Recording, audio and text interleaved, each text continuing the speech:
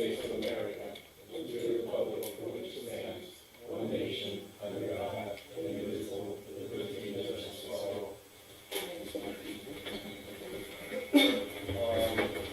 Somebody want to pray on the board? Thank you. Please say a word of prayer. Father God, we just give you honor and glory for this opportunity to come together as a community. And we're asking that you just take control and dominion of the air and the atmosphere and bless everyone that's here today, that we have sovereign knowledge and wisdom coming from our board and from our peers and our members that are here present. We thank you for everything. In Jesus' name we pray. Amen. Amen. Thank you, everybody. Good to see you.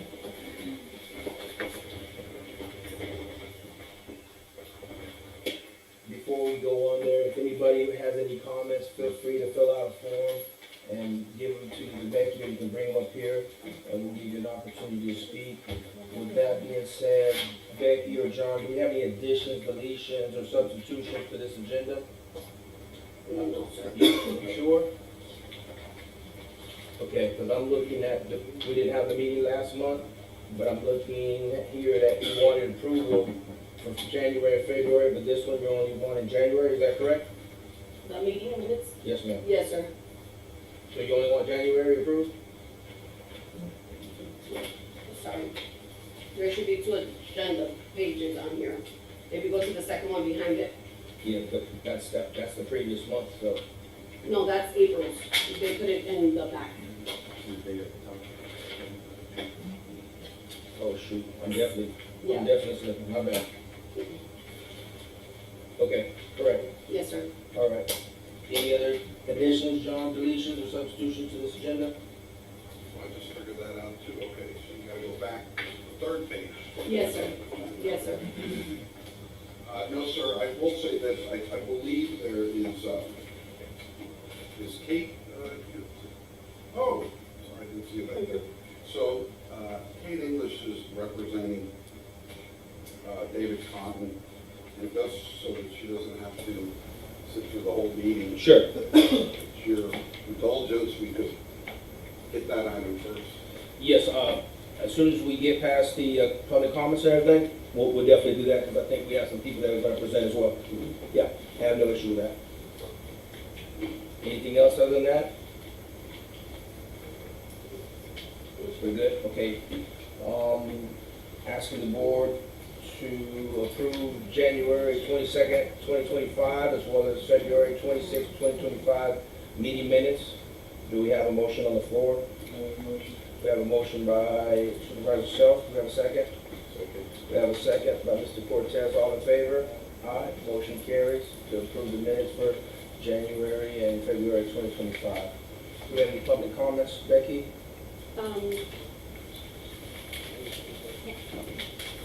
She was filling it out. Okay, take your time.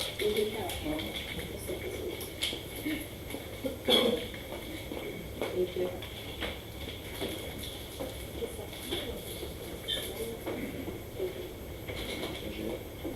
You're more than welcome to come speak. ¿Vas a hablar tú o tu esposo? Okay. Okay, all right. Ms. Reyna? Okay. And, well, we are here to request to the Board of the Association that we would like to list the land, because we have a cattle business. And we were interested to ask you guys if you're interested into list lands. Which land? I'm sorry. The reservoir. The reservoir. Please. Okay, go ahead. Okay, so our purpose there is we like to bring cows, cattle, and to raise them and to fat them as well. Please, okay, please. Reservoir, okay, for cattle, okay, We have a business. understood. Yeah, currently we have 18 acres where we have some of them, but if you guys approve, we would like to bring them nearby. We can benefit each other. Gotcha. Okay, Okay, so that's what we would like to present to you guys. understood. Okay. But let me ask you this, Ms. Reyna, so you are a resident of Montura? Yes. Is this correct, That is 755 South correct. Mayala? Yes. Okay, all right. Any questions from the board in reference to this? We can't vote on it tonight, we just got this. I mean, nobody's gonna vote on it tonight, but any questions from the board on this? No, do we even legally do that? It's really Probably what not. it So- boils down to. You'd have to, number one, you'd have to keep them in the uplands, and you have to fence.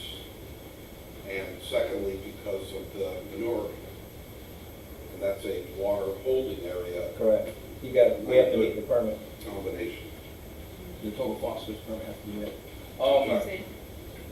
Let's let our lawyer look into it. He'll do his due diligence on this time. If you can, reach back. If you can't get Becky's business card, Okay. reach out to her. We'll see what we can do it. Even if we can do it, even if we could do it, we would still, have to vote on it as well. But Yeah, thank of you for course. bringing it up. Okay. Any other thing? Any other No, thing?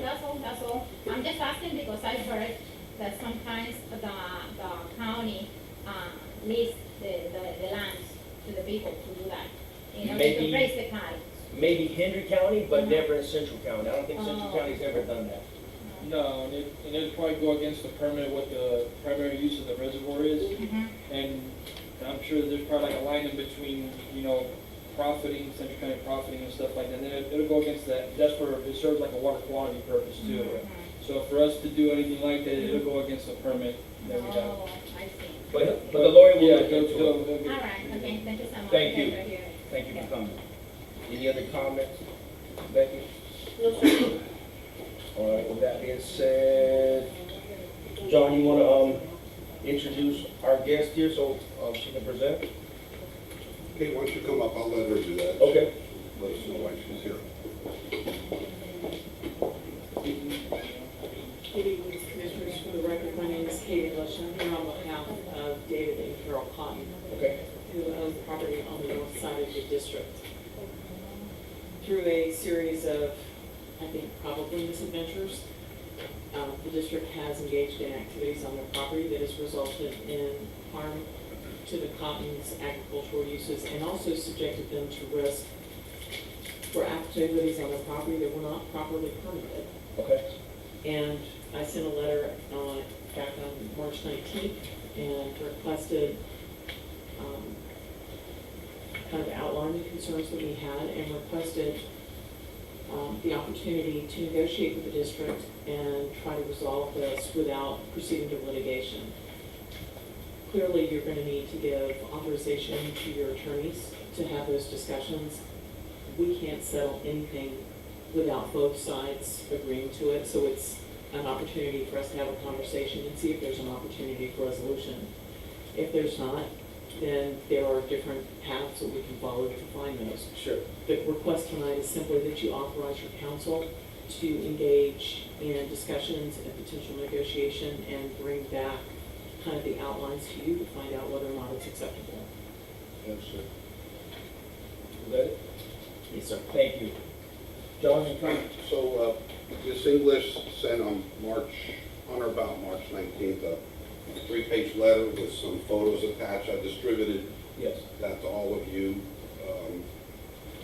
And we briefly spoke, and because the letter asserts things like damages and inverse condemnation, I don't think it would be productive to today, here and now, engage in a discussion Sure. in a public meeting. I would like to do some fact-finding.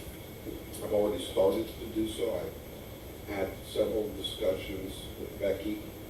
I asked her to provide me with photos, which she handed me today. She handed me a thumb drive because there were so many. I couldn't really send them via email. So I have the thumb drive. I've been looking at some aerials before and after on the property. Like every story, there's going to be 2 sides to it, Usually 3 sides. or 3, or more. I got you. Okay. You know, the property owner contends at page 1 that it was without written or oral authorization, the district entered the property. And then there's another, the 3rd paragraph, says there was some oral authorization to access district infrastructure. So Sure. we'll get the facts straightened out. The letter, as you might imagine, is requesting just compensation. We have no basis to, we don't know what those numbers look like, we don't know if they're justified. Sure. So I'd like to do the fact finding and then come back to you with some recommendations. So you give us some findings based on what I came up with. I did speak to Becky about this at length, and I think in the future, when we enter upon non-district land, we're going to make sure that whatever the understanding, agreement, arrangement is, it's committed to in writing. Gotcha. And there's details of it. There is no future misunderstanding as to what the parties are going to do, what they expected the outcome to look like, and things of that nature. Gotcha. Like I said, I'll get this back to you probably by the next meeting. Okay, so we'll have something by next week. Yes, sir. Thank you. Thank you for saying this. Appreciate you coming out. Becky, is there, before we go into the old new business, do we have, I see a lot of different faces, do we have somebody, presenting or anything?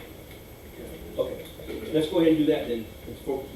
It's part of the first one, which is, we had them, there were bookkeepers that's the first line item. Okay, That was from last month, Gotcha. and we changed it, and so they're here as well. Okay, so we can go right into the old new business? Yes, sir. All right. Mm-hmm. So, Mr. Boyd, you wanna, take the lead on, Yes. the appointment of the Central County In your Treasurer? packet, on the front page, there's, Mhm. 3 different firms interested in doing the accounting work. Ms. Javier represents the Fortress Company here. Tina?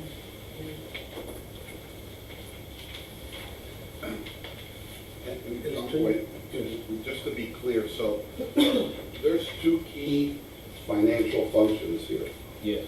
One is day-to-day bookkeeping, maintaining something like QuickBooks so we can print reports and actually customize reports. And then the second is the person who sits here and serves as the treasurer and provides you with a monthly budget report. By law, a 298 district must have a treasurer. Correct. So, for as long as I've known, been here, those 2 functions have been in one office, one person. Yes, sir. But there's nothing that requires that. So I think in terms of some of the options you're going to be presented with, you could have a bookkeeper, somebody not a CPA, but is proficient in QuickBooks, maintain, the day-to-day books. Yes, sir. The receipts and all that. So, or you could keep it within one firm. So that's one of the decisions you need to make. Okay. And just wanted them to be clear. Right, that- sure. Yeah. As you know, we did the payroll and the bookkeeping. Yes, sir. And ADP taking over the payroll. So we're talking about, the rest of the accounting functions here. So Javier is going to present for his firm, his Fortress firm. Is Tina here? Oh, okay. Then we've got Tina De La Rosa. She's going to present on her behalf. And then this last one, Marie Elena Bass, CPA. That's sort of a different kind of thing. They're from Georgia. And it's internet, Based. kind of thing. So I'm going to, when time comes, I'll say a few things about them. But Okay. they're not here. Okay. So we can start with one of them. All right. Javier, you want to take the floor, please? Thank you for coming out. Oh, it's my pleasure. Thank you for having me. Thank you for the opportunity. Okay. I believe you all have one of these already. Okay. So let me just tell you a little bit about my company. I'm the proud owner for Fortress Accounting, which is a conglomerate. Okay. We own different types of business. One of them is Caruso & Caruso out of the Ray. You may not know that particular company, but you may have heard of State Representative Mike Caruso. I bought the firm from him, and since then I've been taking care of his customers and that's primarily bookkeeping and CPA services. In addition to that, I have interim CFOs. Also, my company, we focus on treasury, chief financial officers, controllership, and everything comes together under Fortress Accounting. Okay, we manage all sorts of customers from restaurants, constructions to financial services. We do the bulk of the work remotely, but as I understand, you need someone to be here and be treasurer and be part of the meetings, so we can provide that too. One of my employees is in the Delray area, and I have her resume or her information here. I didn't print enough copies, but you can look at. So that will be the representative for you, Javier? Yes, yes. Okay, so look at the third page, and if you don't mind sharing, I didn't realize I needed as many copies. And that one, okay. And so that is her resume, okay. So yes, we can do everything that you need under one-stop shop. I've got plenty of experience with a wide range of businesses, and yes, a lot of the bulk of the work will be done remotely, but for these meetings, she'll be here. I don't know if you have any questions. I mean, we're familiar with all the accounting tools, ADP, anything, you name it. If you need to go through audits, we prepare customers for audits several, all the time. If you need some projections, that's part of the package. You're going to receive a report that's going to have a profit and loss. It's going to have a balance sheet, a cash flow, and whatever metrics you normally like to follow, like us to keep track of. That will be part of the financial package, which will be delivered every month. It's something that you can keep, on record, and we promise that we will close the books within the 10th day of the month. Okay. Open it up for the board. Any questions from the board, Mr. Javier?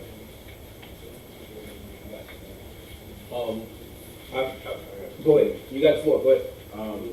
So my first question, I think, John, I think you mentioned it before, I think it's not a requirement, but are you CPA or is Kristen CPA? I'm not, my partner is.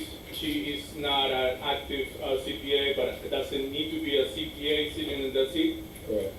Okay. Yeah, it doesn't have to be. That's what happened. I mean, we got CPAs, I mean, we have 25 people, okay? So with all with a wide range of experience. Sure. I picked Kirsten because she's the closest and the one willing to do the drive, right? So, but if you need a CPA for any other kind of work, we got plenty to pick from. Understood. You remember, so we, every year, Get out of we bring in the CPA to do Yeah. our audit. Right. That is required. That is by required, the correct. Treasurers.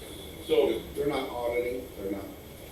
you will be totally prepared with us, because the kind of reports that we prepare, they are basically audit ready at the end of the month. You will have like a 7-page report that will have everything that you would expect to see in an audit. And then when you're going through the audit process, we keep everything that we do, and it's just a matter of give the file to the auditor, and they will very quickly we'll go through the reconciliations, and if they have any questions whatsoever, we can expand upon any reports, and your audit should not take that long. Since we're doing the bookkeeping, we can do the audit, but I have plenty of friends that would do the audit for you quickly and affordably as well, if that's something that you would need. Javier, let me ask you, looking over the scope of work that we have here, does it seem anything challenging to you guys that's out of the norm, or is pretty much cookie cutter? From everything that Ms. Hernandez shared with me, it seems, and actually I talked to John too, Yes. it sounds very straightforward. Okay. There is nothing that we haven't seen before. Understood. The only thing that I would like to ask is, I know you received mail, okay? And I have a question and a solution for you. Like, do you have somebody who is going to be going to the mail here, or would you require we can send the mail to my office in Del Rey, and assuming that it's reasonable amount of mail, we can thoroughly sort it through and apply the payments if that's necessary. I just don't know what kind of volume we're talking, okay? And if it's a lot of volume, maybe there is an upcharge, maybe not, but I haven't seen the books in that detail to say. But we're super reasonable, and we're not gonna be like, trying to squeeze you for pennies, you know? Understood. Anybody else have any questions? Answer, so Becky or John, did we give them a list of job duties, scope of services, anything like that? When I looked them up, what I did was I gave them a general description of what John's office basically does, and I gave them John's contact information, so they had firsthand what John does at his And I office. think Mr. They've got copies. And Marie also spoke to them as They well. got copies of Correct. our monthly statement. Yeah. One thing we probably should talk about, Becky, is your plans to have your end of the QuickBooks online.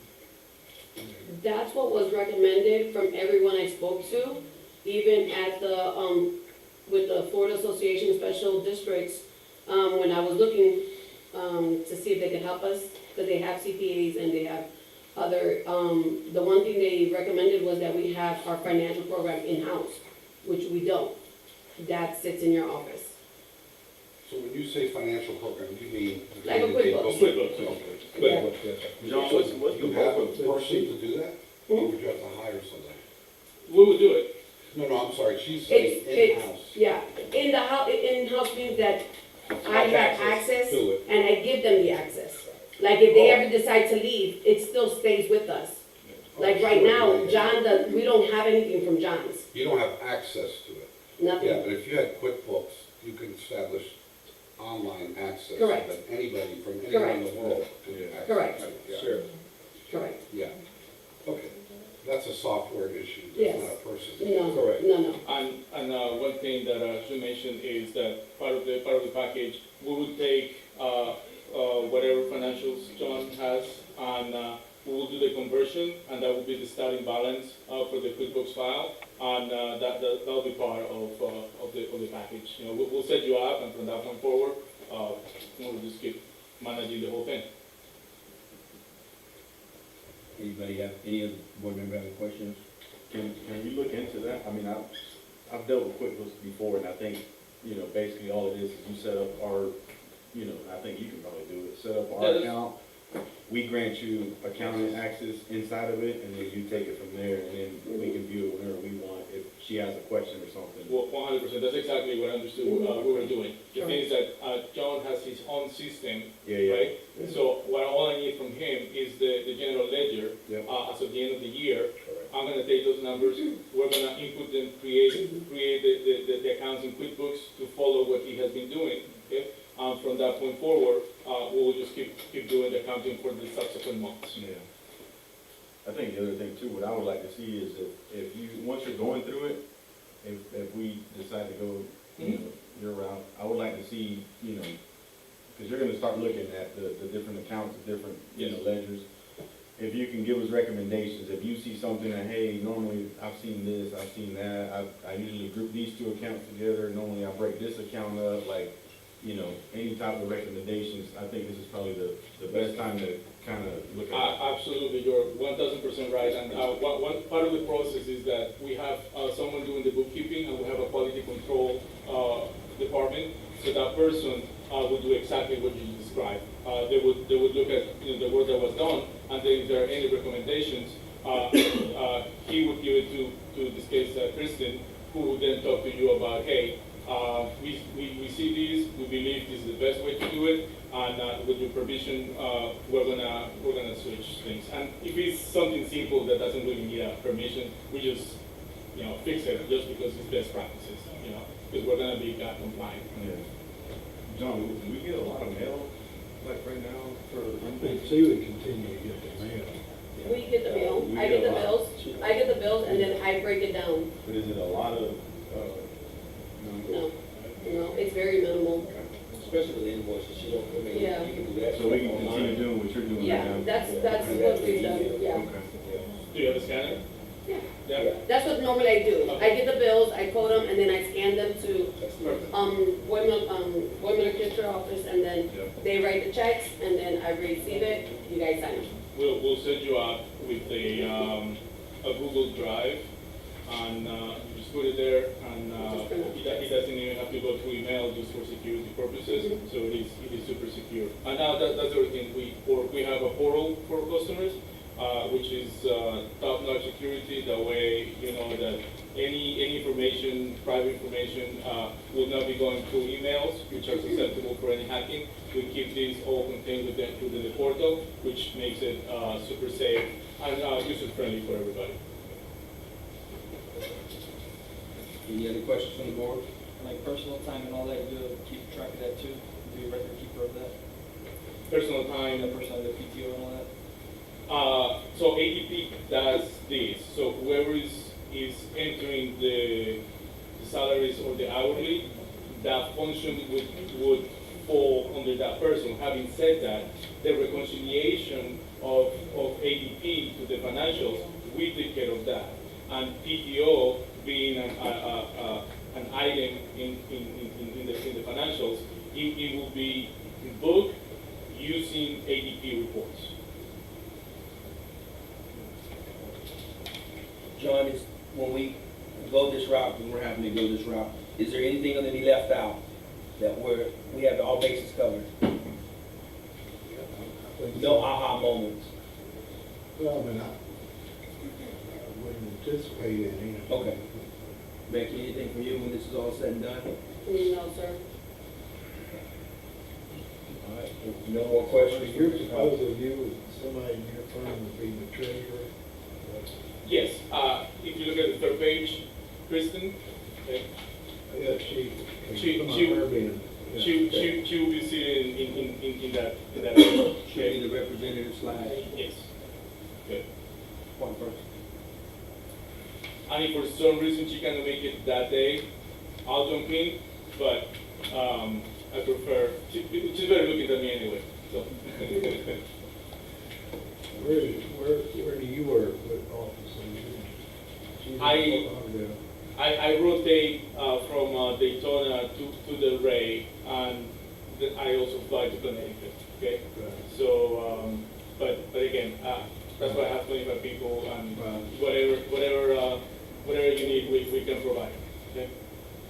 You have an office in Daytona, In Ormond, Ormond Beach. yeah. That's what I do. I don't think we have any more questions. Thank you, Javier. We appreciate it. Well, thank you so much. Juan. Appreciate you coming out. Appreciate you presenting. John, next. Tina is here. Becky and I met with her in the Bell. Okay. Tina would just be bookkeeping. Yes. She,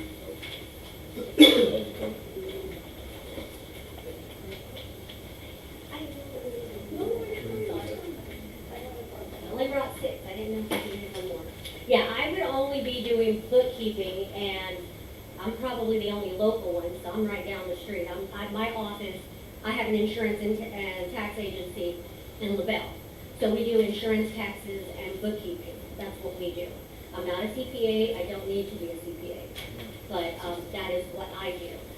The scope of work that I was given was nothing to do with payroll. So I wouldn't be in charge of PTO or anything like that. The financial part of it would be in my books to tell you what was paid and whatnot, but I was not given payroll because you told me that ADP was taking that. So that's not inside my proposal. Gotcha. So just to put that out Yeah, there. I understand. So I'm You open got to the floor. questions. Yeah. So- Well, I mean, he said pretty much, I would say the same thing. I mean, I would just piggyback off of the fact that I'm local. I wouldn't be doing payroll, so I wanted to make that clear that, I mean, we would put the stuff in the books just to know what was paid out, but I wouldn't be local. You also said that you would be taking over, making the payments, all the bills. Yeah. or has that changed? No, I mean, cause, well, we were talking about printing the checks here. Yeah, Instead of her printing them and then having to pick them I up. mean, from I the bag. could, but that's what I was. Using the program. QuickBooks Online. Correct. Yeah. So the day it then becomes accessible. Yeah, because that's why we discussed QuickBooks and how simple it is, and then you Sure. give me access, you have access. Mhm. Because I believe you told me that you're using Thomson Reuters. Mhm. Yes. So we use, Tina, question before we open it up to the board, I'll start off real quick. As well, we're looking at this, do you see any challenges that might hinder you from doing this? I would say probably no, because you did, you're definitely interested. But do you see any challenges or something that might scratch your head, like, you know what, here's a gray area here, anything like that? No. No? No, I have already, looked at all the past minutes. I saw the books, so I see what you guys are asking for in the Okay. reports. That's not a problem. The only thing that I was like, oh my goodness, 7 o'clock, way out here. But if I'm not here, one of my team members will be here. So, but that's not gonna be a problem to have somebody here, so. All right. Board, anybody on the board have any questions for us? So looking at your feed, and you kind of, so you're basically, you're covering everything that he's covering? Yes. How many people work in your office? Like, I would be the one that's gonna handle this. That's just, I have control issues. But I have three full-time members in my LaBelle office and that do this work. The other scope of work, I have 2 people in my Clewiston office. But this would be handled by me directly. But again, when it comes to the presenting of the reports, if I can't be here, I have a teenage son who plays ball, so there's some nights that he probably will have to be at a game, and if it falls during this meeting, I will have a representative here, so. But the reports will be done, which you'll have access to anyway, and I will make sure everything is emailed to you ahead of time. Any other questions from the board? Just, John, what's your take on Tina's proposal? well, I think it's a good price and, my only concern is, if, especially during tax season and stuff, if you've got time to handle as much stuff that comes up. During tax season, I have extra help, so I have 8 preparers under my belt right now, which will be I will have more people added. I am scaling back because I am only focusing on small businesses at this point. So all the personal stuff because I do business consulting, so I do their insurance, I do the taxes, I set up the corporation. I'm only focusing on small businesses, and this would be one of them, so that won't be a problem. I am scaling back personal taxes just to focus on Right. businesses. I know that Becky liked the idea of her being right over there. From our conversation. Yeah. Always best to be local, and, if there's any hiccups. Would you happen to have your resume? No, I didn't, I just emailed Can you give like a quick self, I mean, Well, me personally, I've had an agency here in LaBelle, it'll be 18 years, October 1st. So I've been in insurance, I started off in insurance, I've been in insurance for over 25 years. I started doing and I've always specialized in small businesses, that is what I do. I actually opened up a firm in Miami for, I don't know if anybody is familiar with our past CFO, Tom Gallagher. Tom Gallagher Insurance. I opened up their Miami office about 15 years ago. So I headed up their commercial division. My focus is small businesses. That's what I do. I can tell you if you're overpaying on insurance. I can tell you if you're overpaying on workman's comp, where you need to go, what you need to do, general liability, all of that. And that's just what I focus on. The tax side, the bookkeeping side came in about 14 years ago. But insurance is my primary focus. That is, I can even save you money on that because I'll be able to see what they're spending. And I can tell you, hey, I think you need to look at this or whatnot. I can do that. I have an eye for that. That's what I do. And I've been in this business now for over 20 years. And again, I'm right down the street, so. Any questions, please? Anything else, from the board? I don't think any else. Thank you, Tina, appreciate you presenting. John, you want to speak on the last one, Troy? The other firm is a husband and wife, a CPA firm.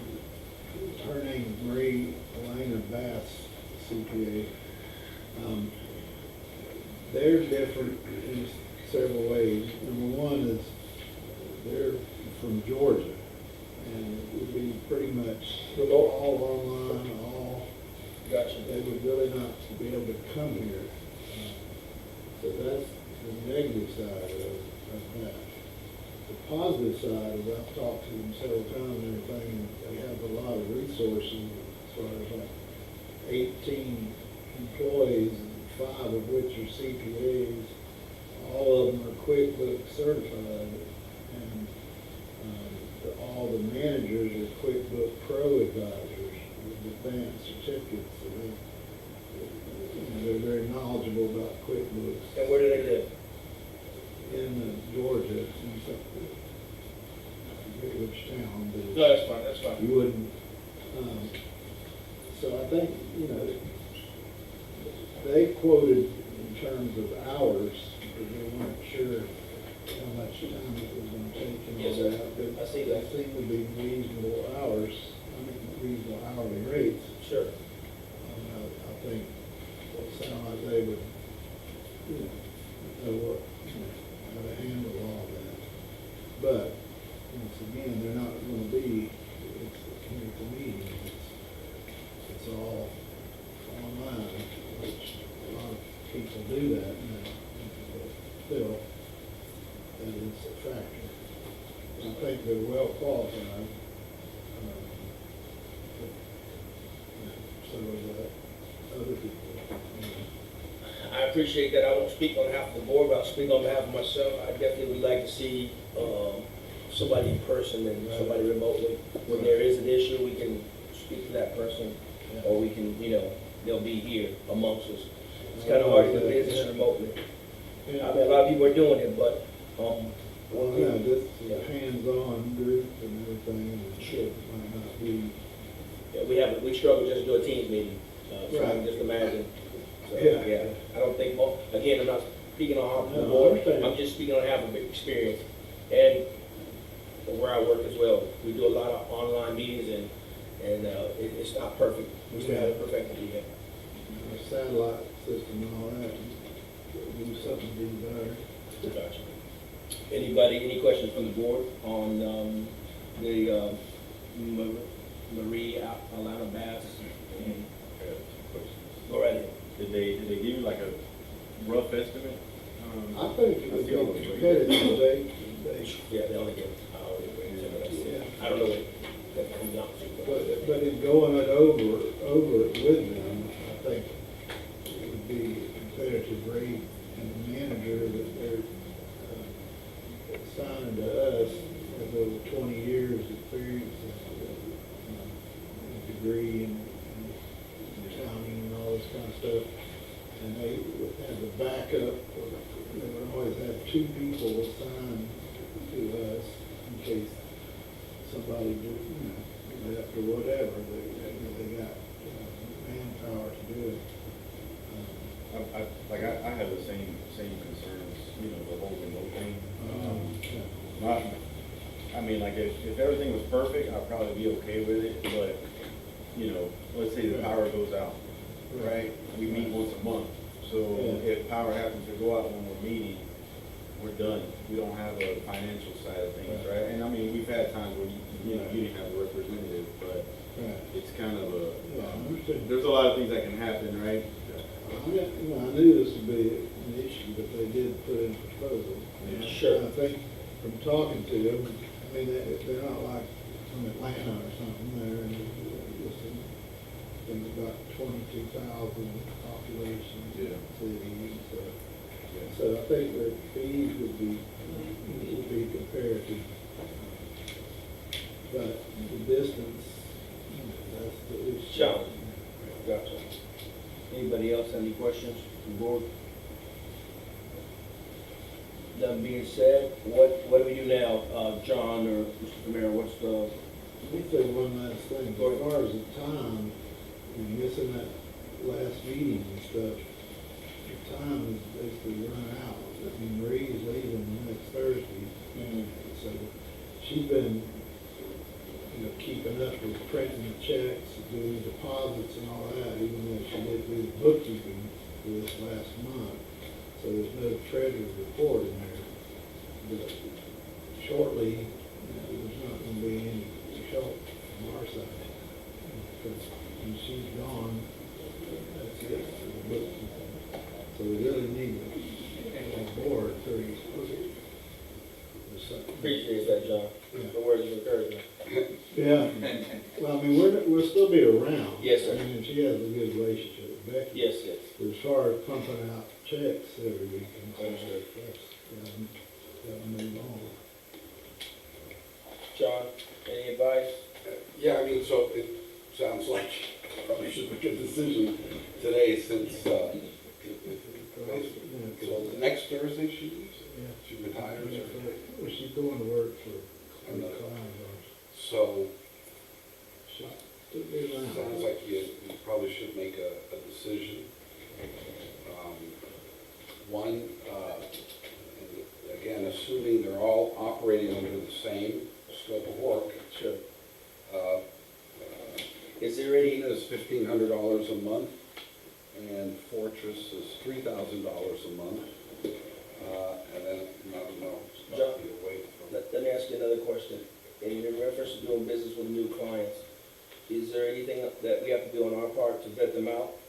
Like, for instance, is there criminal background need to be done, any kind of stuff like that? No, they're a contractor, so we do that with employees. Understood. And even part-time employees with the summer leads and things like that, but contractors, you don't have the same Different exposure, liability. They wouldn't have custody of the assets or anything like that, they would just be recording it and all Well, that. we would have a professional services agreement Sure. drafted that would outline the scope of services. And they would look at it and see if they agree to it, is that it? If we go outside the scope of services, we'd have some, it would be a time and materials to an Understood. hourly approach. That's it, pretty straightforward. Okay. All right. Board, anybody wanna, make a motion, or you want to leave it to the end, before we, make a decision on it? Give us time to chew on it, it's up to you guys. We're talking about the end of the meeting, Yes, sir. not the end of the month, but Not the the end of the year. month.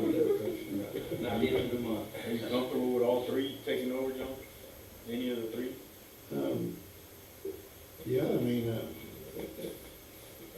I haven't had a whole lot of contact with, you know,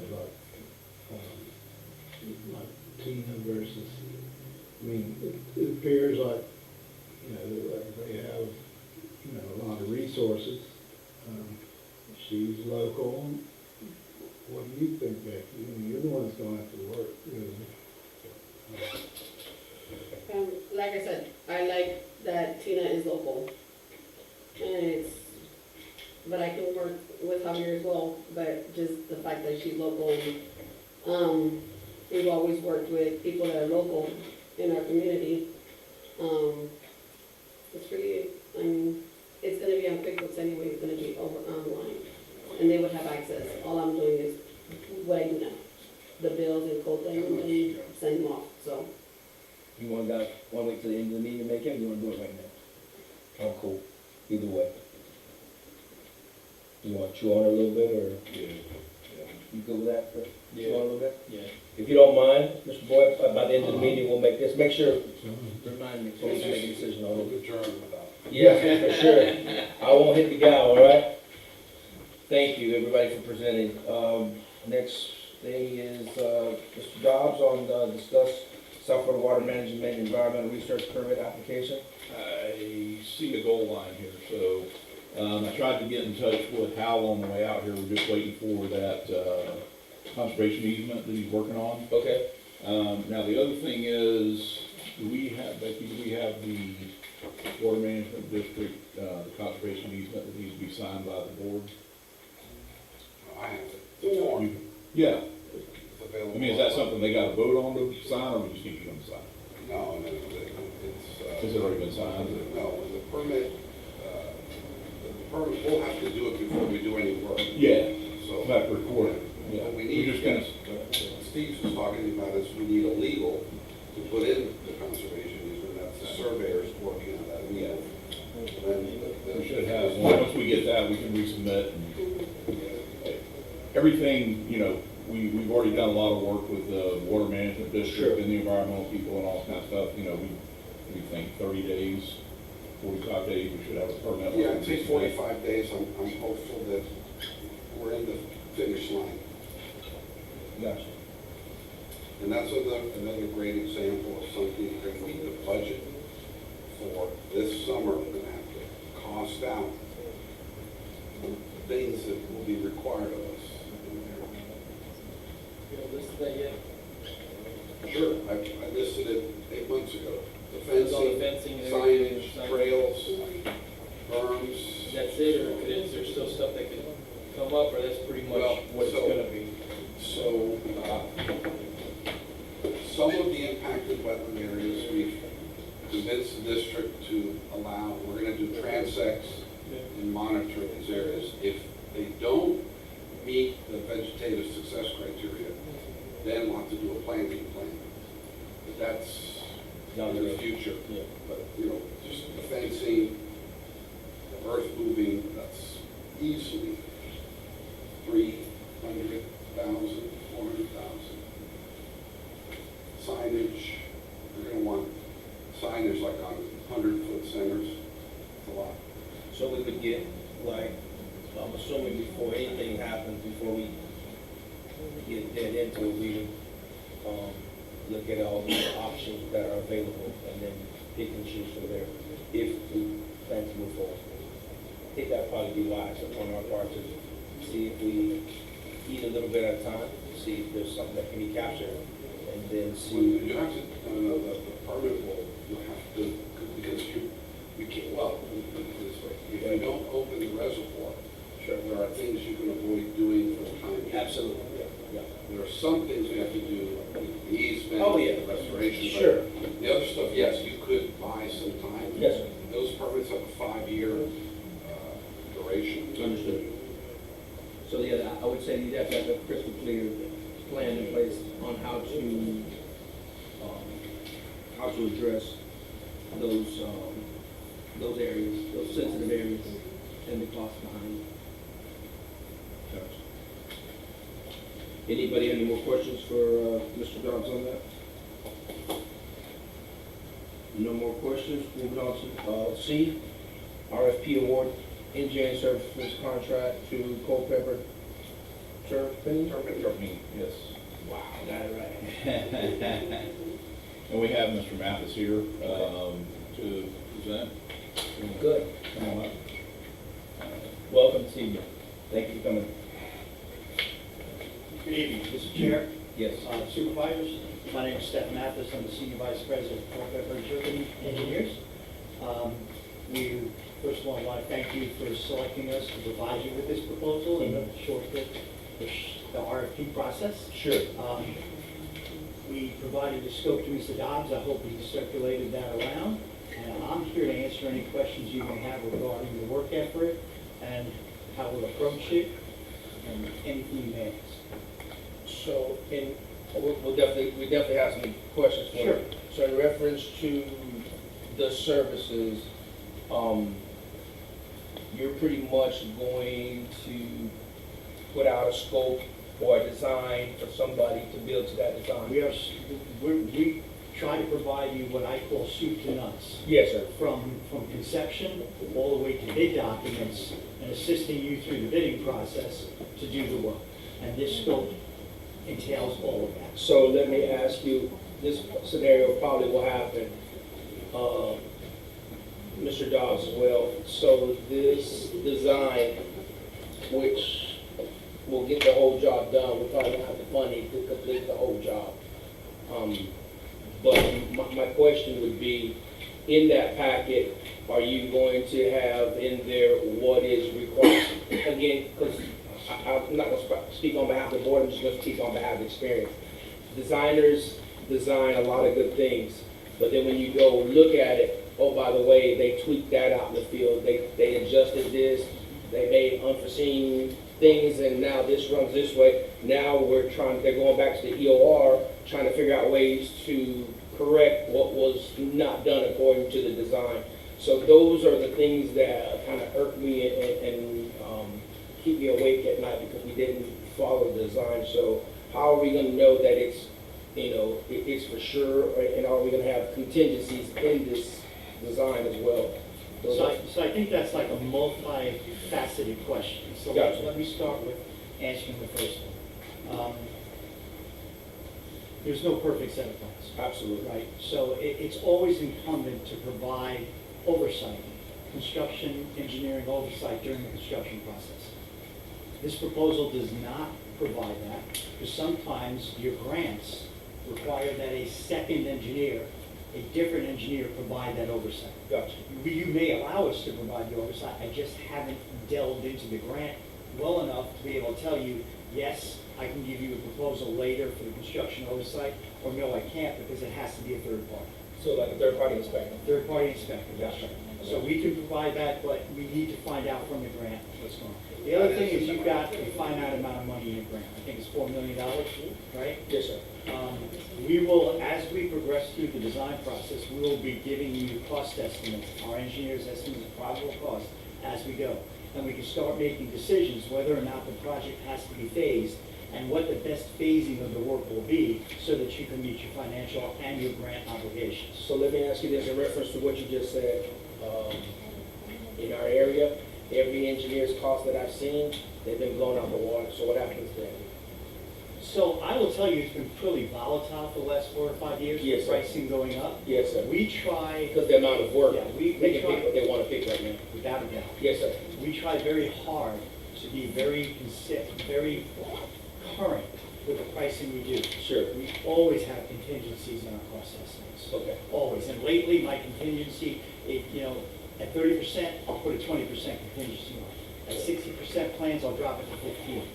At 100% plans, when we're done, we have permits in hand, I'll drop it to 10. Lately, I've been bumping that up to 15 just to be safe because of the volatility of what's been going on. Especially, who knows what's gonna happen in the next 6 months with tariffs and how prices are gonna escalate from foreign materials. Sure. So in this design that you're thinking about going from 30, 60, 90 to 100, or 30, 60, 100? Probably 30, 60, 100. This is not a very difficult design. Sure. There's not a lot of moving parts in it that are gonna change as you progress through the process of the plans. Uh-huh. So I'm thinking we're doing preliminaries, Sure. mids, and then finals. And then in reference to that, let me ask you this, Mr. Dobbs, I'm sure you're gonna look at it, and I'm pretty sure there's quite a few people on the board that have experience, Chris, myself, we deal with that stuff, so I think we definitely love to look at it, see what kind of equipment, what kind of material is gonna be used, because we don't get $4 million all the time, so we have to make sure that we're gonna get something that's gonna last for quite a while. The other thing you're gonna have to look at is how your grant agreement is set up for reimbursements. Yes, sir. And we can help with that. Okay. I'm also the county engineer in Okeechobee County. Okay. We have gotten somewhere about $40 million worth of grants in the last 5 years. Sure. And we only have a finite amount of front money. Yes, sir. So we have to constantly be going after grant reimbursements to make sure that that pool of money we have to fund all our work continues to get reimbursed. Understood. And that's something we're gonna have to look at closely, because you don't have $4 million to put up front, I'm pretty sure. And so we're gonna have to make sure that the money that you have is able to come back in to continue to feed the work as it goes. Understood. Good. Anybody else on the board have any questions or something that you might be thinking? I got a quick question. I mean, I'm not expert like they are when it comes to this stuff, but, when it comes to, the design phase, is there gonna be options for us to kind of look at, like recommendations, or we're just gonna go by, here's the So- whole design and? No, not at all, it's not gonna be that way. So the reason why we go through a 30, 60, 90, 100 process. It's at 30%, I'm gonna give you a set of plans.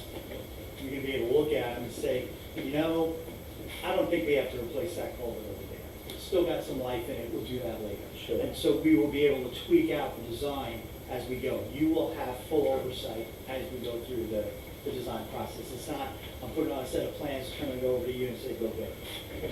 And in reference to piggyback what Mr. Cortez is saying, I think what we can have, Mr. Dobbs, on your end, is probably have some little simple workshops or maybe some one-on-ones with us as well for any kind of questions. And then we're still gonna follow the RFI process and all that kind of stuff from the contractor. During construction, yeah, you'll be going through the RFI process. Okay. One of the first things we're gonna do in our scope is we're gonna set up exactly what you said, a little workshop charrette. It's gonna be our fact-finding, data gathering, start with y'all. I'm gonna need to know, what is your preferred pump type? Understood. What's the style? What is the manufacturer? What kind of materials do you wanna use in some of these reconstruction things we're doing? Gotcha. How do you want it to look when it's done? Correct. What is uniform between what you do with all your other pumps versus what we're gonna do here? Understood. How is it gonna be maintained? That's gonna be step one in the process, and we actually have a line item for that. That's my very first task to do for you. Would the hydrological study be anything that So you're looking into? we'll be doing the hydrological, we will be doing the hydraulic studies. Okay. Hydrological, I don't think we need. I think we pretty much know how the hydrology of the area works. I mean, that's been permitted and all that. But the hydraulic study we will be doing, pipe sizing, canal fall, the hydraulic grade lines in the canal, how it can be better, and what we can do for all that. Yeah, because like even like the diameters of the pipes, a lot of stuff are 18 by 30 now and stuff. We'll like be that. monitoring, we'll be taking a look at those pipe sizes, we'll look at the watershed coming through the pipe, Right. and then we'll figure out how much volume is, and what kind of head loss that you want to have on the upstream side of that culvert. Yeah, we have a lot of development now, so there's a lot of water being displaced, so now you have water going on into our swells now faster than before. Well, we're gonna have to look as you build out scenarios. Yeah. That's what those pipes need to be sized for.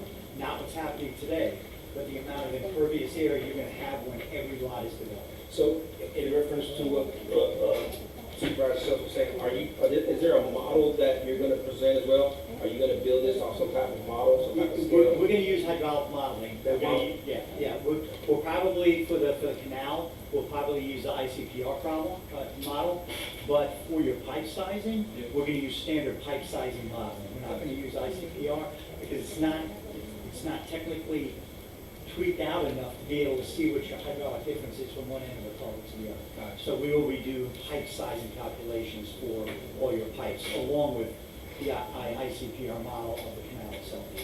Yeah, that's something we've been talking about for quite a few years, is that the 18s, they seem like they're almost undersized, because once you get to the outfall side that connects to the canal, it's just so much water, and and even the elevations up there, they're almost close to the bottom of the canal, so by the time anything moves from the swells, the water has to come down about 3 foot before it actually, the swells become not Sure. inundated anymore. And the older the pipes get, the less their functionality is, the less water they pass through. And I think, because Chris worked here for many years in the past, I think some of my, and maybe Chris as well, and the rest of the board, is we're going to, as he said earlier, and I think you said as well, is check everything to make sure it's at the proper elevation. Well, your as-built back in the day said this, and that's only as good as what Now, they did. we are gonna survey Okay, canal number one, we're gonna have boots on the ground as we well want to as. get it right as much as possible. We're gonna do it both ways. I've got drone Okay. that I put out there for my larger scale stuff. Sure. So we're gonna have boots on the ground to pick up the invert elevations, Okay. validate the pipe sizing, verify all that. Y'all gonna use LiDAR with that? Yes. Have the LiDAR, okay. Can we, after you finish, we'll speak on that. Good question, good question. I just wonder, we don't have a GIS system, anything to save all this stuff. I guess we just have to save it on as-built or whatever. We're gonna give you cat files. Yeah, okay. We're gonna give you cat files on this thing. Yep. The other thing we have in-house is our own SUE, which is subsurface utility engineering. Yes. In-house, we do our own test holes and stuff for existing utilities to make sure exactly what elevations they're at. How long do you think it'll take to design, this design? We have in our contract, I think we're probably looking at 5, 6 months to get to 60%. And then, 100% will be a couple of months after that, when we get to 60s and everybody's good with it, we'll start the permitting process, because I'd like to have all the permits in hand by the time we do hundreds. I think you're looking at close to a year That's almost, before your bid ready. okay. It seems like a pretty clear-cut project. It's It almost is. gonna be, It is. just replicating over and over, just getting the elevations, make sure everything works together with the canal system. Exactly. So, and that's what I'm saying, our engineer's estimate, about another year, God knows what prices is gonna be. Yeah. Any more questions? I got something I wanna cover, this was just brought up this week at the, Hendry County, the other grant that we have. The one that was today, right? I was gonna ask about that, but go ahead. Is that today? Yeah, we Wow. spoke about Okay. it today. That was just, yeah, around, I yeah. saw that stuff going on, so in Hendry County went out and currently in your permit, you have 12 pumps Yes, sir. permitted, okay? You have 11 pumps installed, Mhm. okay? So Hendry County went to the Water Management District and asked them, do we need to modify the permit for the 12 pump? And in Water Management District's typical style, they said yes. Mhm. So I have a meeting with Shane, we got a meeting with the district next week. The 28th, yeah. The 28th. I'm gonna be in that meeting with him, and obviously I'm gonna try to talk them out of that. We already have it in our, it's already been modeled, it's already, we already have a 12 pump permit, So if they persist, my recommendation is, and I've talked with Steph about it, because we're modeling a 13th pump under this permit. Sure.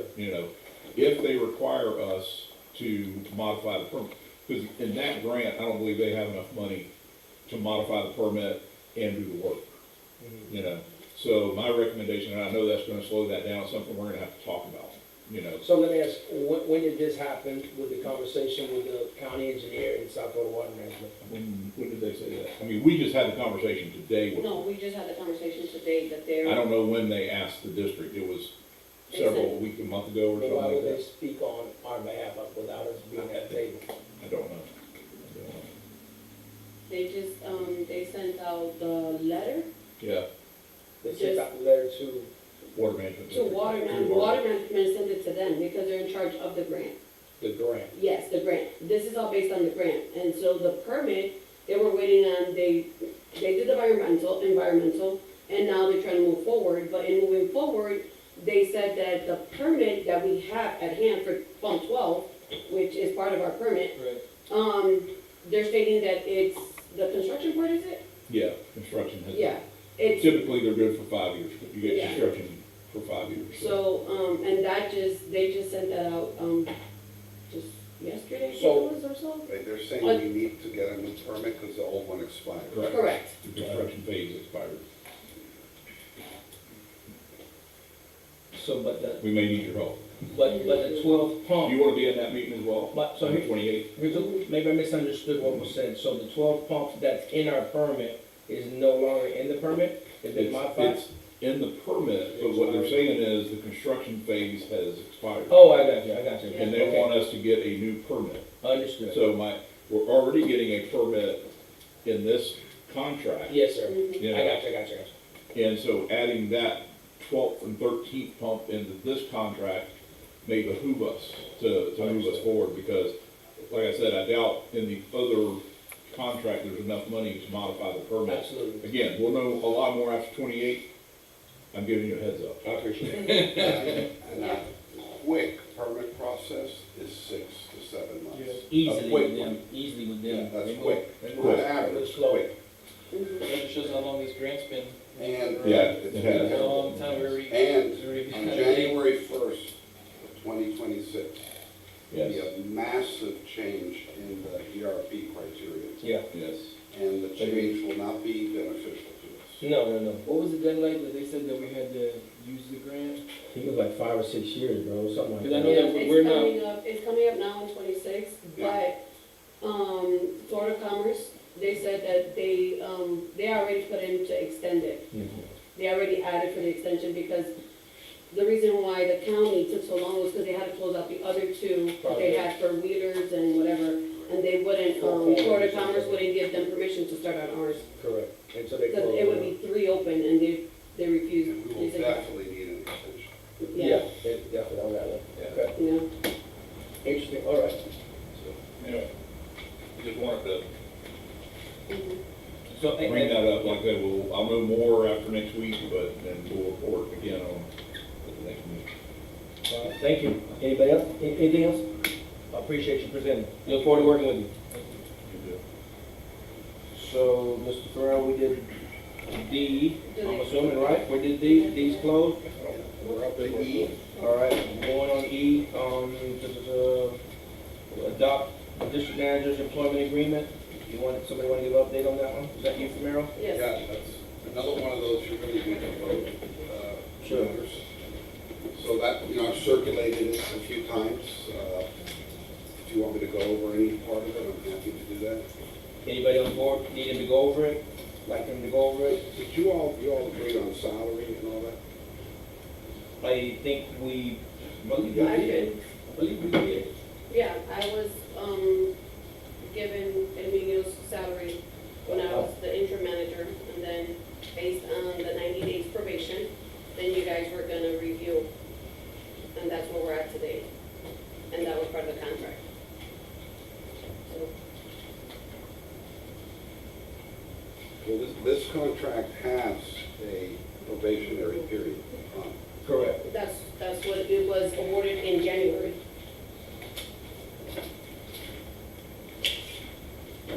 All right, so, do you have any questions? Floor is open. I would look for the council, for your opinion, I mean, is it beneficial to us? You know, are we covered if, Oh, you know, absolutely. So this was based on the one I did for Arminio. I wrote this. It covers everything extra. Most importantly, the expectations of the manager. It has 4 different provisions on if the manager resigns, what happens. For example, if the manager terminates this agreement, they have to give a minimum of 60 days notice. If they don't give 60 days notice, they forfeit all of their accrued comp time, leave, annual, sick, all that, which over time can be substantial. So they're incentivized to give you at least 60 days notice. That protects you. Secondly, termination. Well, during the probationary period, termination can be with or without cause. That's why you have probationary periods. Sure. Then termination for just cause. The agreement defines what is just cause. And it's a lot, but I'll just read a few. It's, you know, willful breach of the terms of the agreement itself, neglect of duties, bringing disrepute or financial liability, misconduct, continued failure to perform duties in a manner commensurate with the expectations. After being informed of deficiency, continuing to meet performance expectations, so it's all in here. So, Rick, to answer your question, this is all about really protecting the district. Sure. Because without this, then you don't have a defined relationship. Right. All of the benefits, like sick leave, like annual leave, this says they're the same as the rank and file employees. Medical, dental, all of that are the same as the rank and file employees. So it requires a performance evaluation during the month of February of each calendar year. Bonding, I mean, so there's indemnification. So, yeah, I think it would be smart not to have this. when does the probationary period start? When the contract is executed, or does it start being voted on? Yeah, so The initial- they haven't voted on this, correct? Not on the contract, just on, And the position, they voted back in January. On the position, but it's on the agenda because they haven't voted on the contract, correct? so that's when the probation starts. Yeah. So that's when you Execution do of the contract. 60-day probation is 60 days. No, wait.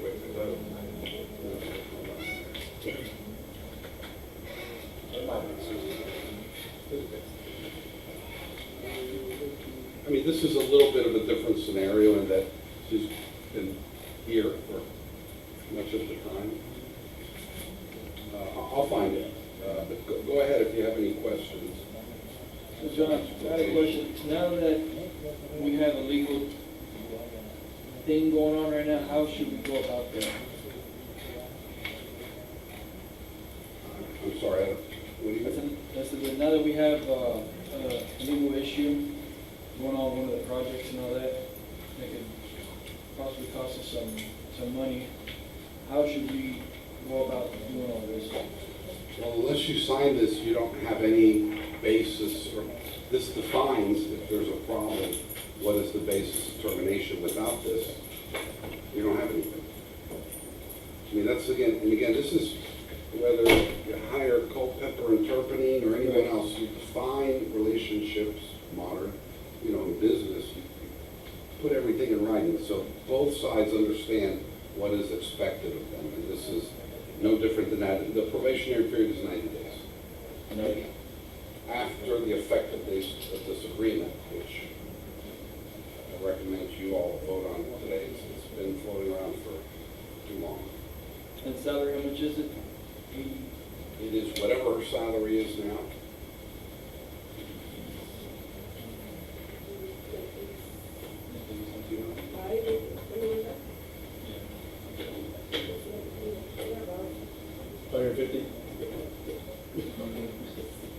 It's, I think it's 80 something last time. Yeah, it's about 80, it was 83. It was 83 last, and then we get the 3%, in October.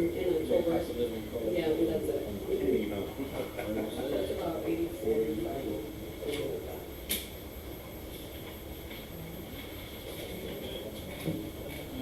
Board, anybody have any questions, any comments, any input? Tweak it? Make an adjustment to it? I think, yes, go ahead. So I know that about a year ago, we agreed on increasing all of our personnel to the national standard. And the one position we didn't do that to was our district manager. Is there something in there that does guarantee an increase yearly for our manager? Or is it something that the board has to come to a vote to increase each year? Yeah, so, great question. There's two things. So, one is if the board does like a COLA, a standard living, the manager gets that. Correct. But the real increase is tied to your annual performance evaluation. So that is something that you have to evaluate performance, score, vote, and then based on that, you determine what the increase to base salary is. I know there was one year whenever Minio, y'all ended up giving him $10,000 raise, and then you did the evaluation after, instead of giving the evaluation, then the 10,000. Gotta make sure that we don't let that happen again. That was 2020. No matters. But you gotta remember, you just can't let it happen again. Oh, absolutely. But the reason I'm asking is because at the special district conference, a lot of the district managers there do have a yearly increase that the district does give them if they do training, qualifications, and stuff like that. And I just feel that it should be fair on the playing field. If that's what we did for all of the other personnel, we should at least put something in there, regardless of who's in the position, an increase yearly after an evaluation like Supervisor Self said, and then the board agreed to it. Because we get changed out, a district manager can be there, through multiple cycles, and with the board changing, it'll probably never be brought back up again, and then that position will stay stagnant at what it is, and we won't either give our manager potential growth, saying, hey, this is what we want you to be, you bring us certificates in growth, and we'll benefit that in return. I think, got it, keep going. Why? Bring that in return. And that's just what I wanted to know, if that was, something that we should Have comments. discuss or vote on. So, in reference to that, good question. I think it'd be key, because I do believe we compensate our district manager well here, especially in the last years. But we could look around and shop to see what the pay range is in all the other districts for that position. Because that might, let's say for instance, that might be the top of that. It could be for that position, right? We all choose a position to work our line of business. There is a scale, there is a limit. And maybe it's at the top, maybe it's at the medium, maybe it's at the bottom. But let's say, for instance, if we do shop it out and see where the pay scale's at, and our district manager is at the top of that pay range, then what? Get that more money to payroll. See what I'm saying? Do we say, hey, by the way, let's cut your pay? So again, I'm about being fair, but also we need to stay within the pay range. Well, I don't think that is at what, around, You might want to shop it out, but you might be surprised. for the position. Yeah, you might be surprised. Manager position at a bigger place, And the other thing is the benefits here. The benefits has always been good at Central County. I'm very surprised for how small it is. Well, that was my other The follow-up. benefits, Are we counting the benefits that we pay into their salary? no, that's just, that's just base. That 80, I'm just looking at that, that's about 88, 89 stacks. Plus the benefit package, the FRS. I withdraw my, No, I'm not saying, I appreciate your 2 cents, but yeah. here, what I see, what we give to our employees, our staff, I think it's pretty good, it speaks cash out volumes. a lot of their personal time, a lot of places don't allow that, so, Yep, I withdraw my, so check, cross your T's, dot yeah. your I's, and make sure you get all your information. That's why I'm asking. You got I it. wanted to make sure. Okay. That's why I said, be careful what you open up, because sometimes you open up some big doors. No, I mean, it'd still be wise to evaluate what the pay scale range is, but I don't think we don't, Now I with don't the think, benefit, yeah. with the benefit package, if you look what the county pays their employees, Yep. All right, I'm good. But it would be good to get them numbers. just so Absolutely. that these type of things, whenever it comes to us, say, look, it would be wise. yeah, Henry County don't pay their employees their heavy equipment operator, they don't get paid that good. Yeah. So, and then I don't even think they could cash out a lot of their time like that either, I'm not sure. But it'd be good to find out, and that's why I say, it'd be good for us to know these type of things where these type of questions don't come up because we waste our time doing this. You know, the thing about the unlimited cash out, it is a big advantage, but also I think it encourages long-term sustainability. Most governments will cap it at 500 hours, 600 hours, because on the books, it's a growing liability. Absolutely. But again, I think that's good here because we want to encourage the right candidates to be here a long time. And that's a what big we benefit. pay. And by the way, if they leave, if they quit, they lose it all. Sure. And that's where we need to pay attention to payroll and other minimums, you're just cashing out up to like 14,000, like big amounts. And then if you wait till everybody gets their raise, cost of living, if I was an employee, you know what I'm gonna wait for me to get my raise, my cost of living, and then I'm gonna cash out my money, because it's like, I mean, who wouldn't do that? Sure. And that's the type of stuff that we need to be aware of, because, you know, on our payroll, if we look at where we're at, and where we're going down the road, it's the gap's closing up a lot. So that's what we need to be very mindful of, because it's not to take anything away from the employees, Right. but we gotta make sure we do what's good for the community, just as much as what's good for, Absolutely. for, It's gotta work for Central everybody. County too.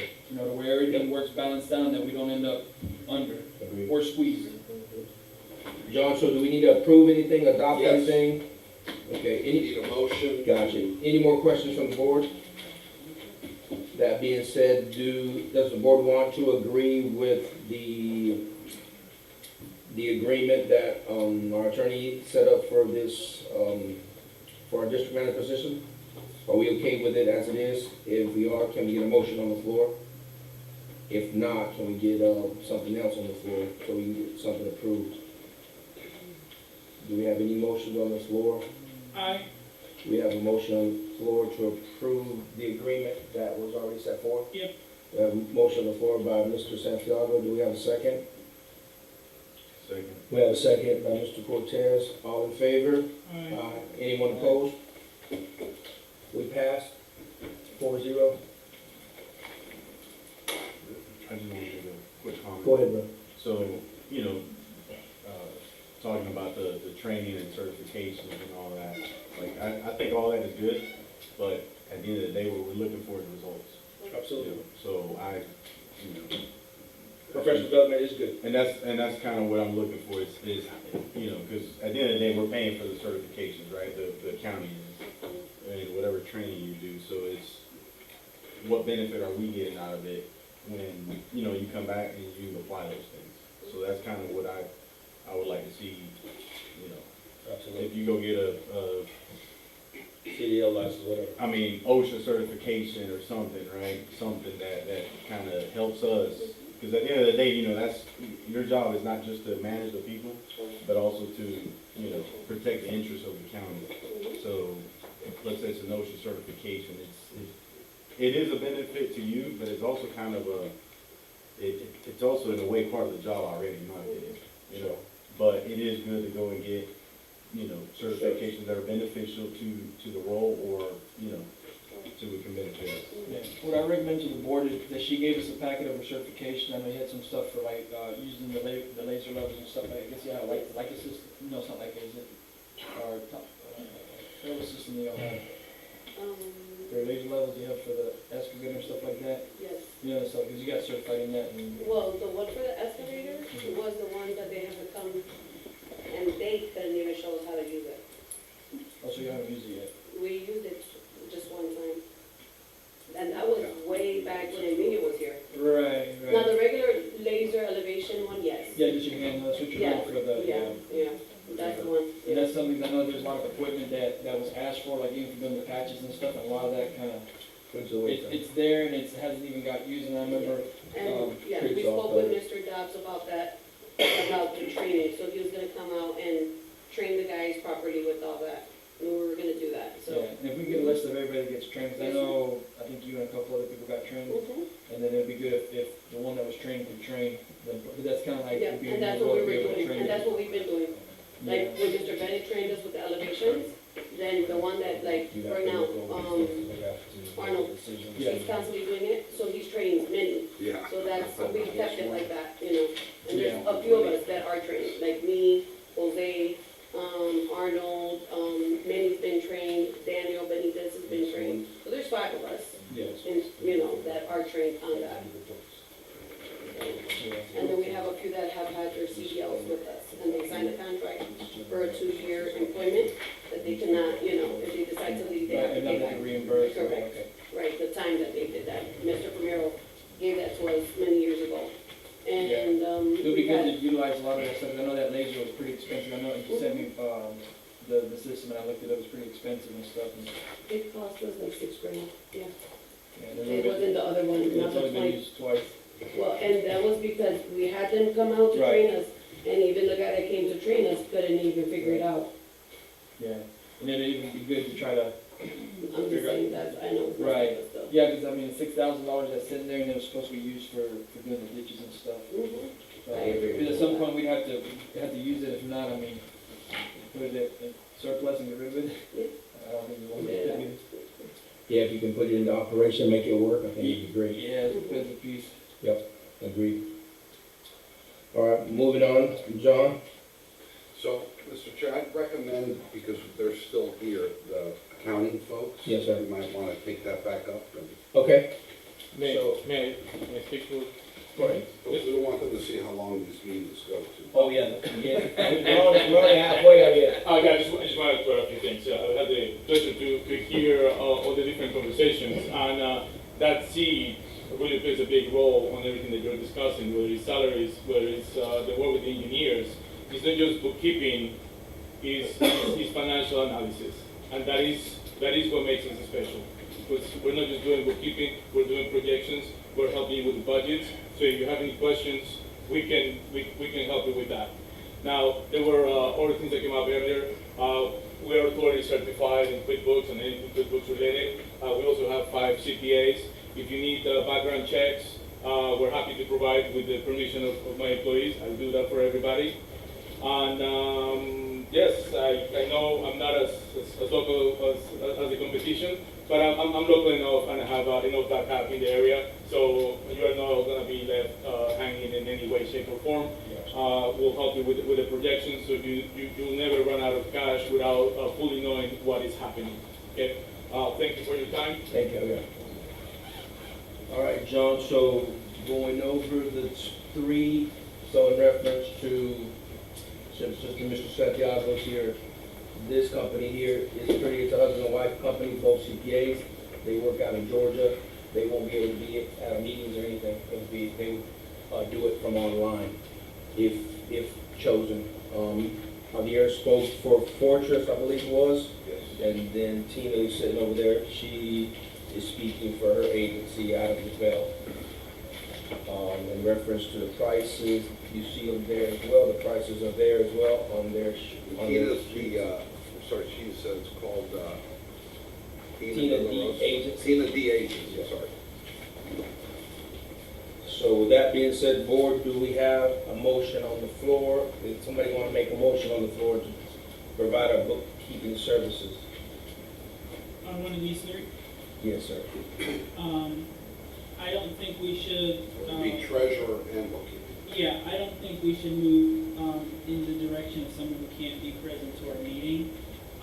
We will have a lot of problems here with service in the past. Is that a motion? Yeah, I'm getting there. Morning, motion. And, I think we know that one.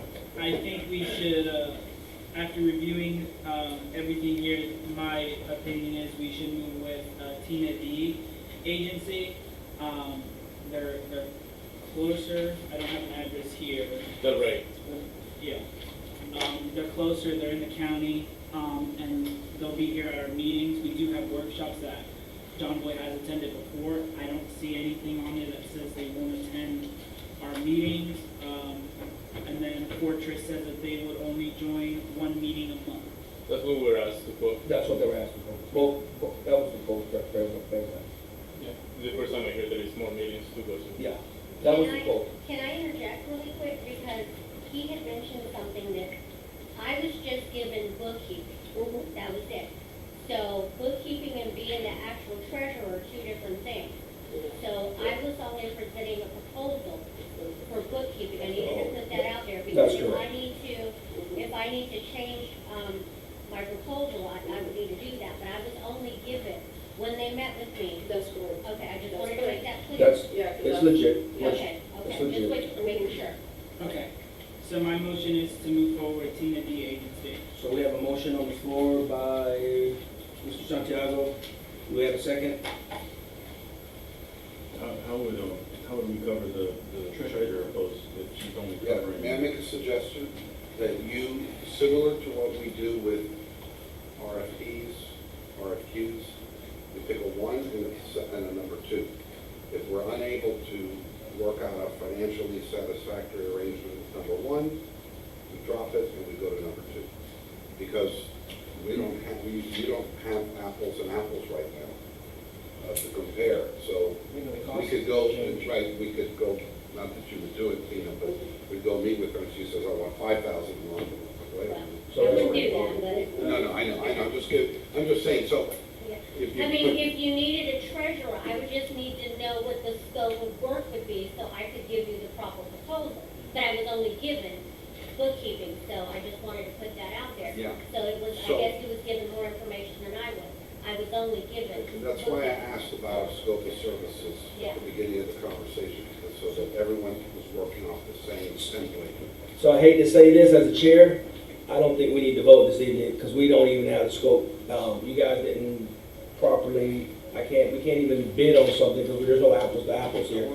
I don't want to make a decision on behalf of the board because, again, Is there a way that we could get, this should have been vetted out already. So, let her, Well, update hers and Tell me what. I can tell you right now. Yeah, what So, would the treasurer position the treasurer's entail? primary responsibility is to prepare and present the annual budget and to track expenditures against the budget in the various budget categories.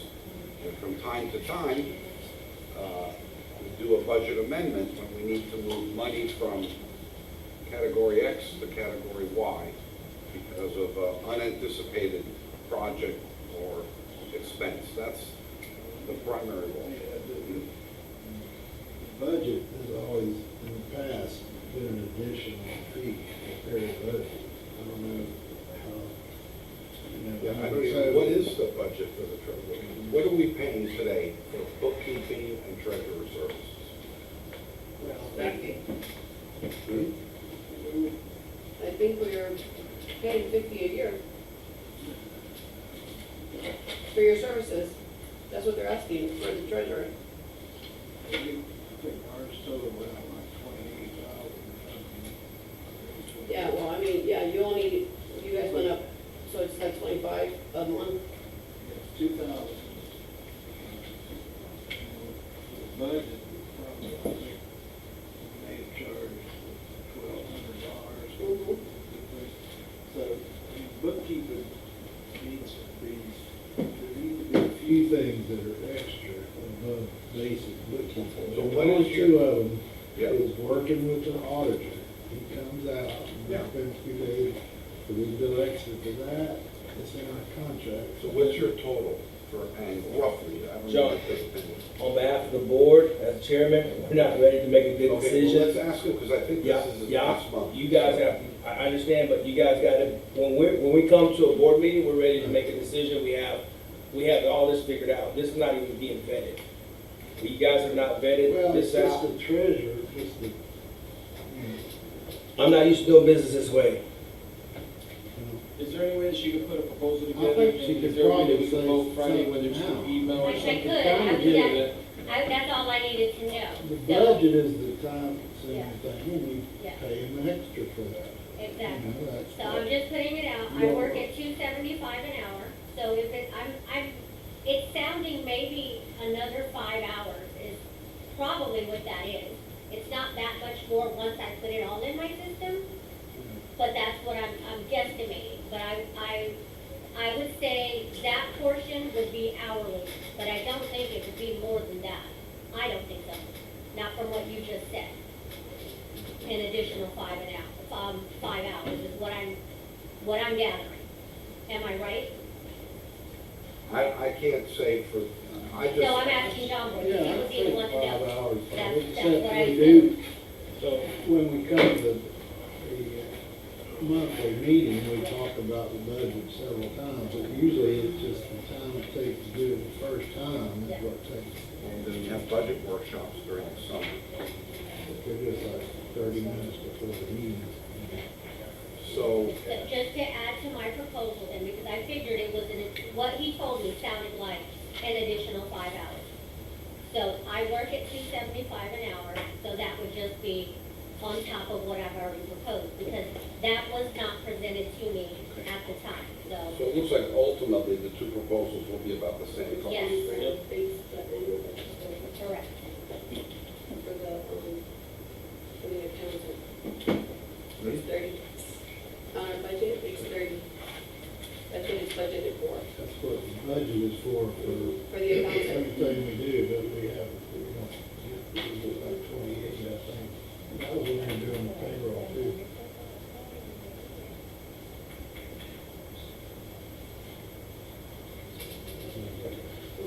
So how about this, Mr. Chair, just to get off the dial, may I suggest something?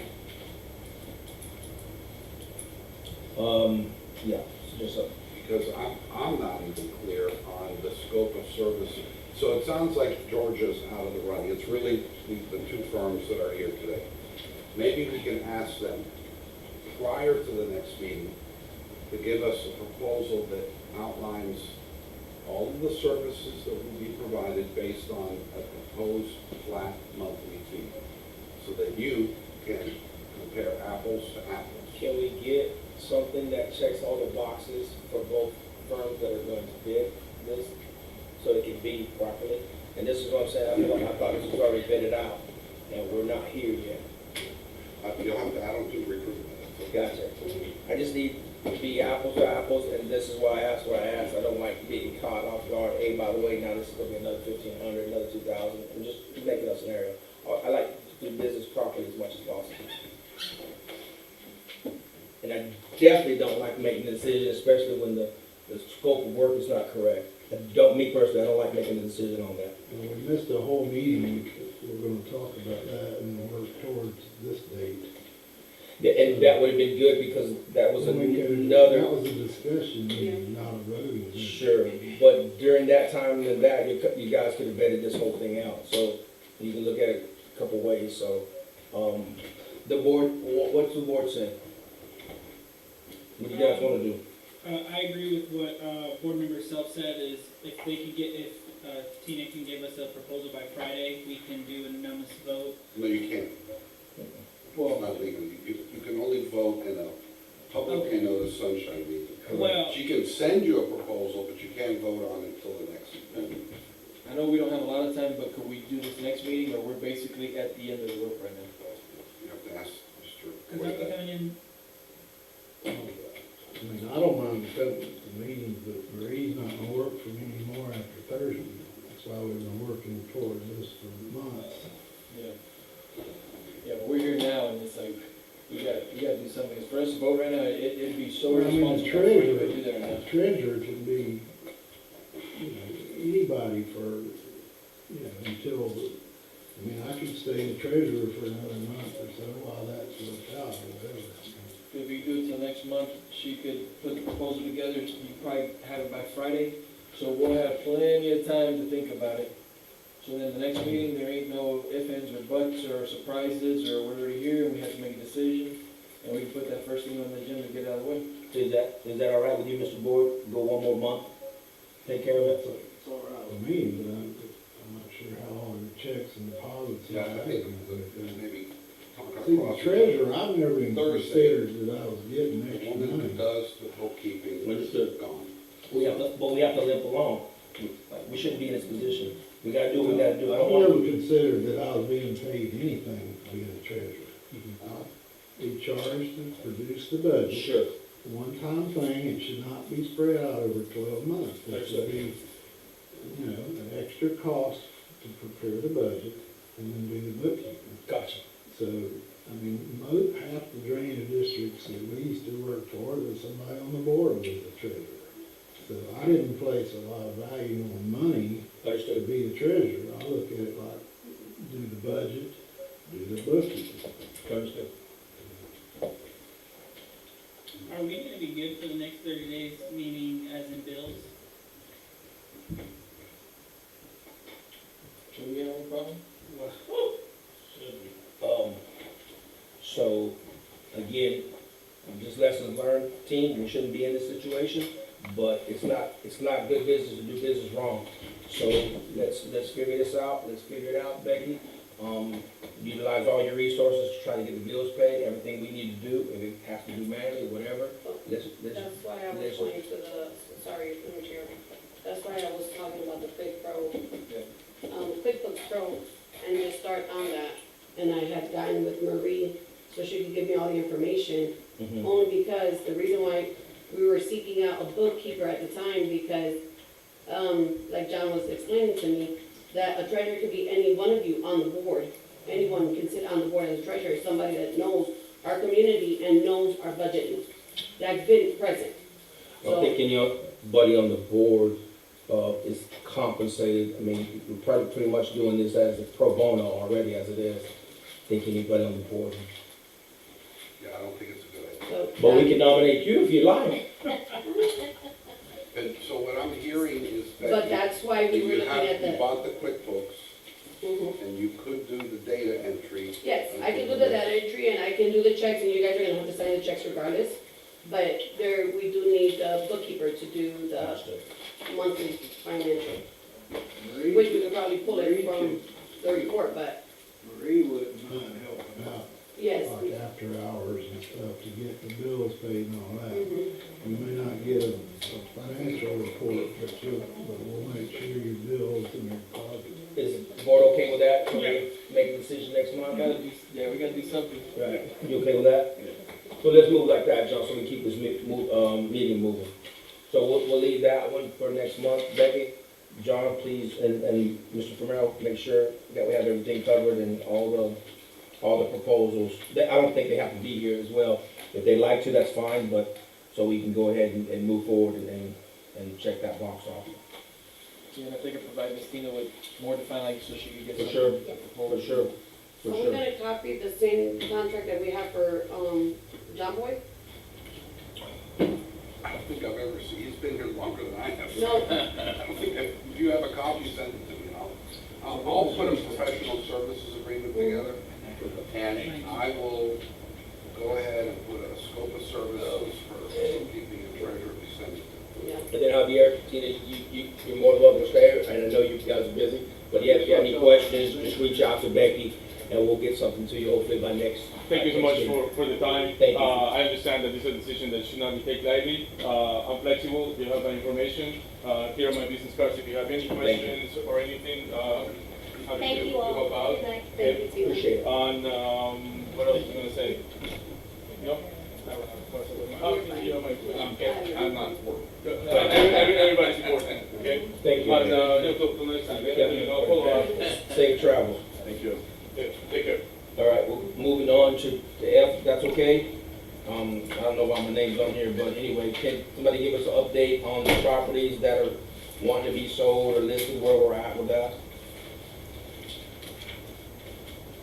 Romero, that was, What does that have to do with selling? I'm the lawyer. I don't Because write they- job they gave it to descriptions. Steven. I don't do They give it- scope of services.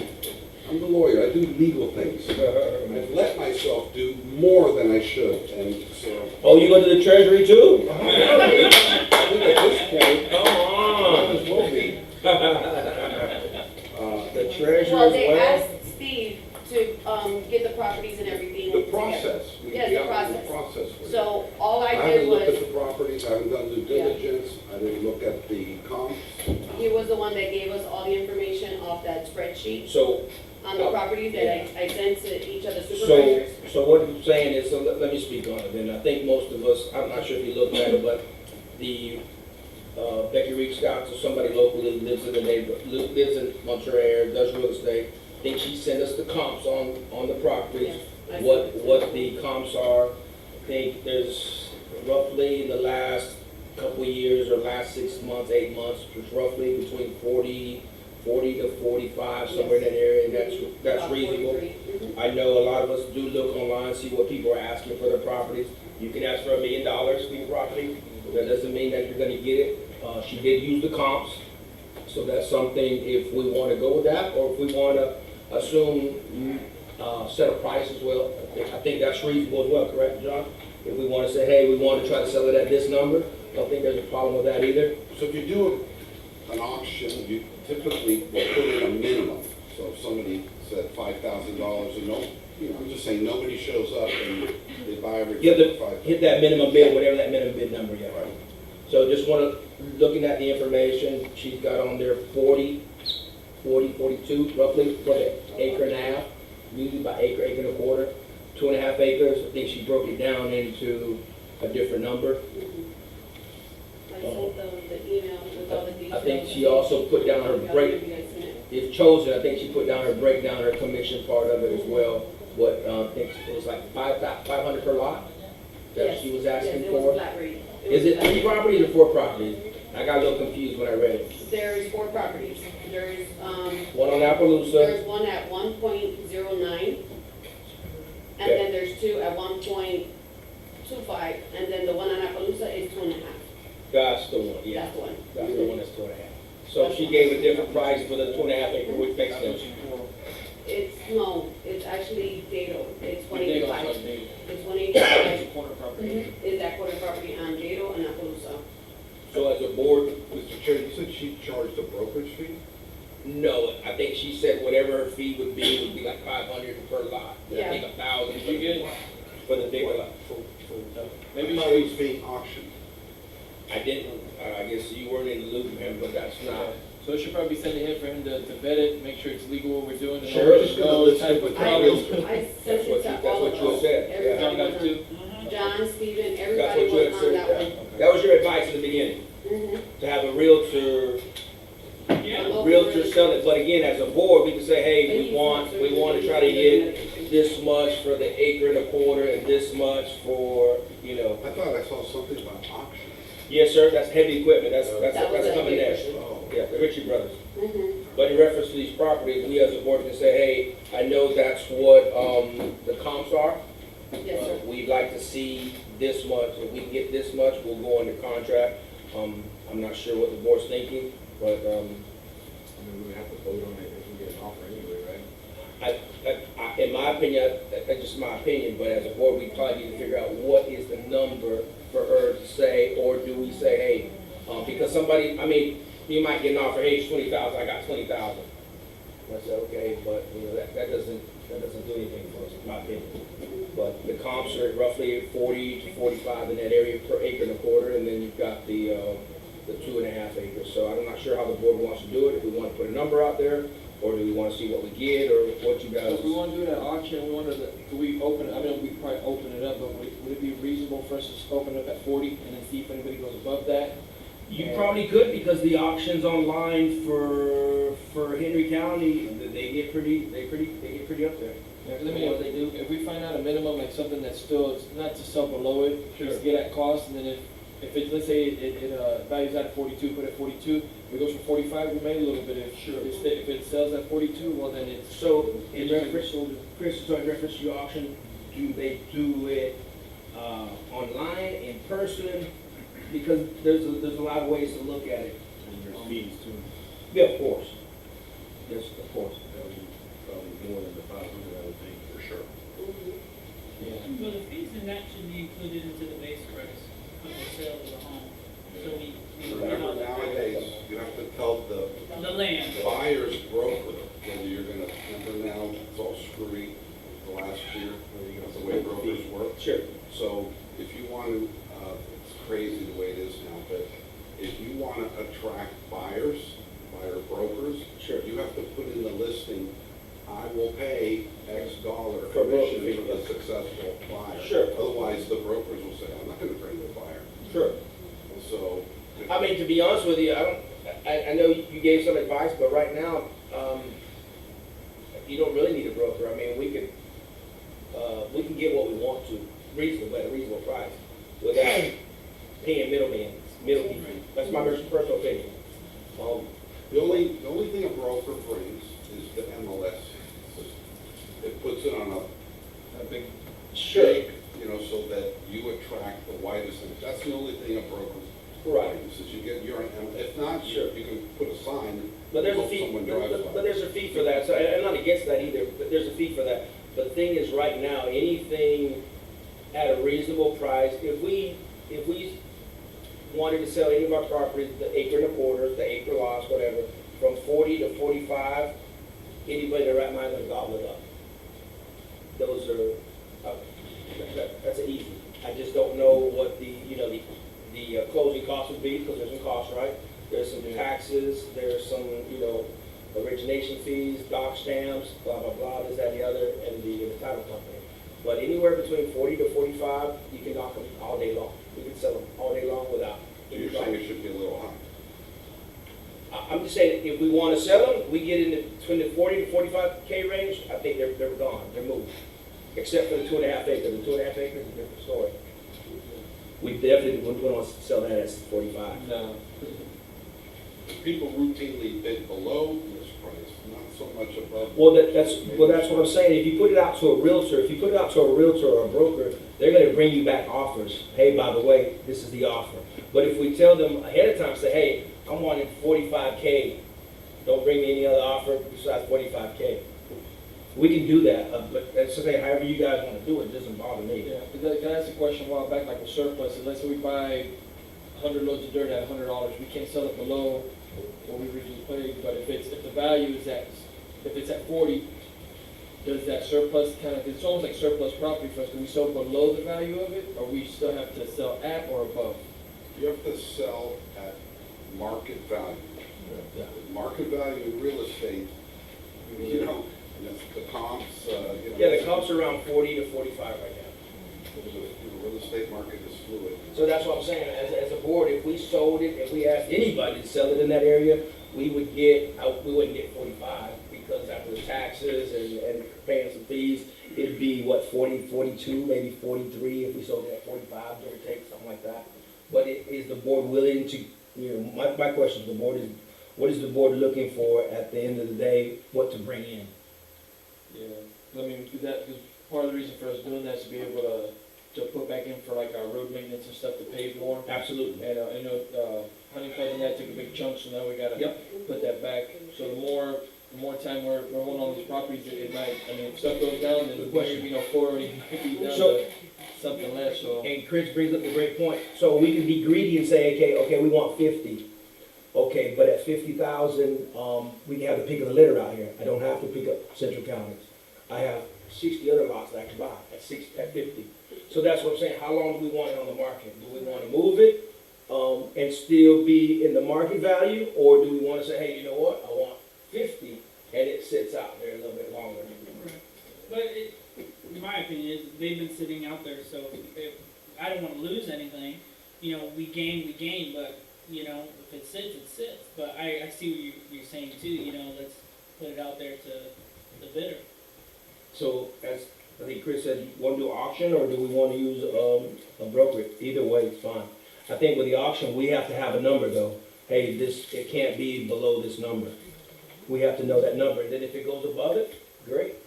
And it all depends how we push it out there, you know, because the more people, I mean, I went to an auction one time for the county, and there was hundreds of people there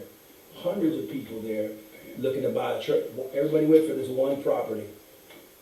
So, Yeah, it's undeveloped land, I mean, there's no culverts, there's nothing to Correct. it, it's just wooded and correct. so. But as everybody noticed, everybody's getting calls, everybody's getting cards in the mail, so, Is it wetlands? What? Are they wetlands? some of them. I No, would ours say are not, no, ours are not, no, ours are They're not. high and dry. Yeah. The cheap ones, so the cheap ones online, they have some issues. Most people don't know that. They're like, look, I can buy this one, that, hey, knock it out, $838. But even the people that are selling wetlands are actually close to market value. And people buying. And people unfortunately are buying them. Because they don't know what they're buying. Some don't know they're buying. But with us, it'd be a different story. So as a board, however you guys want to approach this, we have, I'm just doing the math on a simple way. Let's just say, for instance, 45 times what, 3? And then the other one, we can probably get 90, 85, 90 easily. You're probably looking at it almost, what, 200,000? Yeah, it would be well over 160. Yeah. And then the other big question amongst us is, what are we gonna put that money to work, where are we gonna put that money to work? Do we wanna put it reserved or put it to work? So Yeah, we have good, budget. good problem. And right now, I don't think we're using any of those properties at all.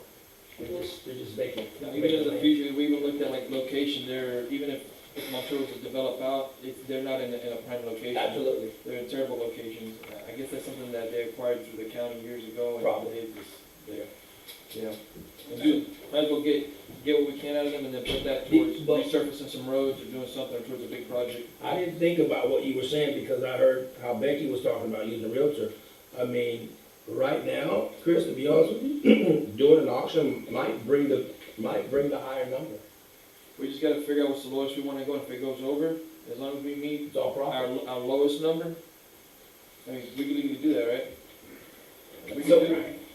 Well, If we did choose to go that route, how would that happen? Because we have to have the legal description right, we have to have, the paperwork, it has to be on point.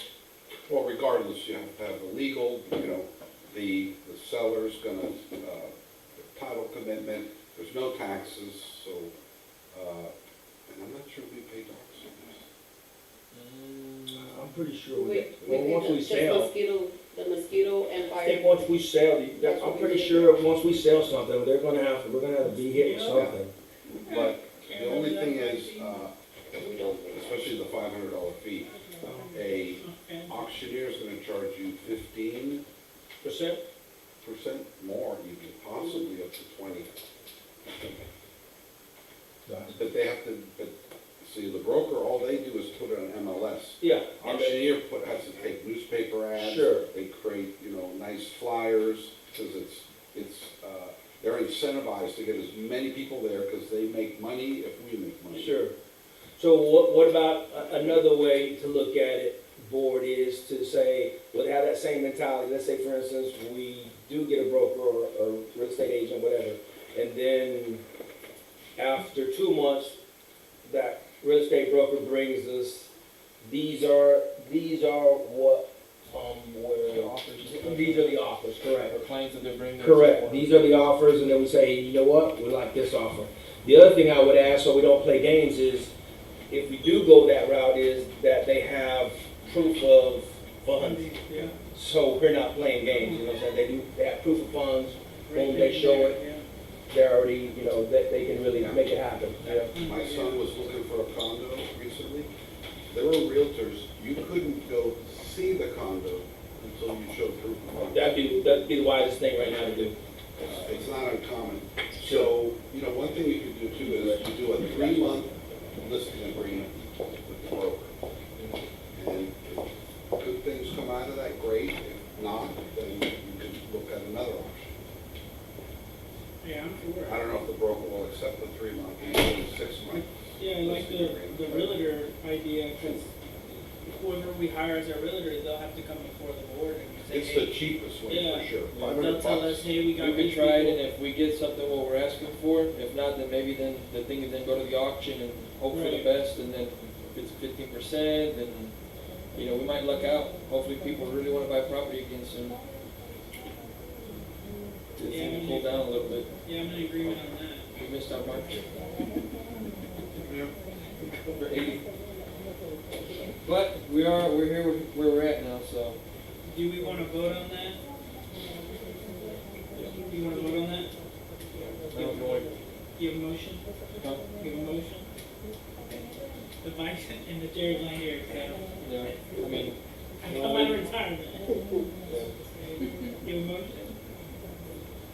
we'll do a motion and, go with broker, Okay. try that. How many months y'all wanna try it? 60, 90 days. Yeah. We'll try it. Well, because I don't know, I'd say, I don't think a broker's That's gonna gonna be sign a 60-day listing. They'll do like 3 months. I think that'd be the bare minimum. Okay. It depends on the broker. I think they do 90 and it goes 90 to 6 months to a year. I know some of the Usually brokers. 6 months or 6 months, yeah. Yeah. So I mean, we could do, usually 3 months. do minimum 3 months. Because once we sign on with them, we just can't pull away from them, because then we're gonna end up having to pay them. So I mean, we just say like, this is the minimum we wanna do. If it's good enough, maybe we'll do more, but at least stick at the 3 months. Honestly, for $500 a month, even if you pay it to them and go somewhere else, that's a really good deal. Yeah. All right, we have a motion on the floor to hire a broker for 90 days, equivalent to 3 months. Do we have a second? Second. Second, all in favor? Aye. 3-0. And then if that don't work out, we'll come back to the drawing board, and we'll send it to the auction, and then let it be whatever it's gonna be. And then, once we settle, we'll discuss where we put the money. I'm sure there's plenty of places we can put it to work. All right. All right, we sold them for 10,000. Question, Gave it away. the broker, are we going based on the broker that gave us this information? Hey, Chair. Or are we looking for a friend? We, the board agreed to go with the broker for 90 days, equivalent to 3 months. Okay. So we're gonna be needing a broker, but the district manager has. At 500 where they're at now, I mean, to delay it over that, I mean, me personally, I don't think that we should start nitpicking on that. $500 a property, they can get it via, That's peanuts. I I mean, they're already committed, they're already on it, so. no, I just wanted, because that's Yeah, what, 500 is peanuts. so, again, can we For a vote fee. on that, so it's official? And Yeah. then we can, Yeah. I can let her know, please? Do we have a motion on the floor to, Yeah, they voted. oh, then there you Well, go. we voted for, No, they voted for the 90 but days, for the broker. but for the broker, the one that actually gave us the breakdown. And who is this broker? What's her name? It's Aaron Hitzman. Silver Fox, Aaron Hitzman. Mhm. Yeah. Yeah. Silver Fox Realty? Yeah. Mhm. I give a motion to move forward with Silver Fox. I'll second. We have a motion and a second, all in favor? Aye. Any opposed? Motion passed. Hopefully, like I say, 90 days, and and we'll get this done, and then we have other things to do with that. Good. All right, moving forward, discuss and vote incident reporting forms. Mr. Santiago, you have the floor on that one? Yes, so, I received this past, week, an incident report that was very, I don't know if any of you reviewed I it. did. Um, Couple of them. In no default to the manager, or the day-to-day operations, I think the board needs to come up with some different alternative for our reporting system. Okay. Either we digitize it, or we make up another form that's fillable.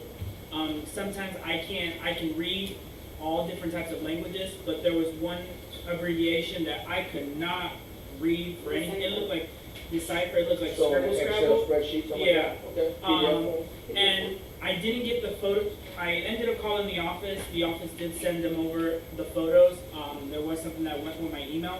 But if we have a form, a digital form that allows them to take photos and report it, and automatically send it to us with the photos attached to it, instead of it being separate, I think that would be a good alternative. I did mention this before, we are the only ones in the Stone Age that we still use paper reports.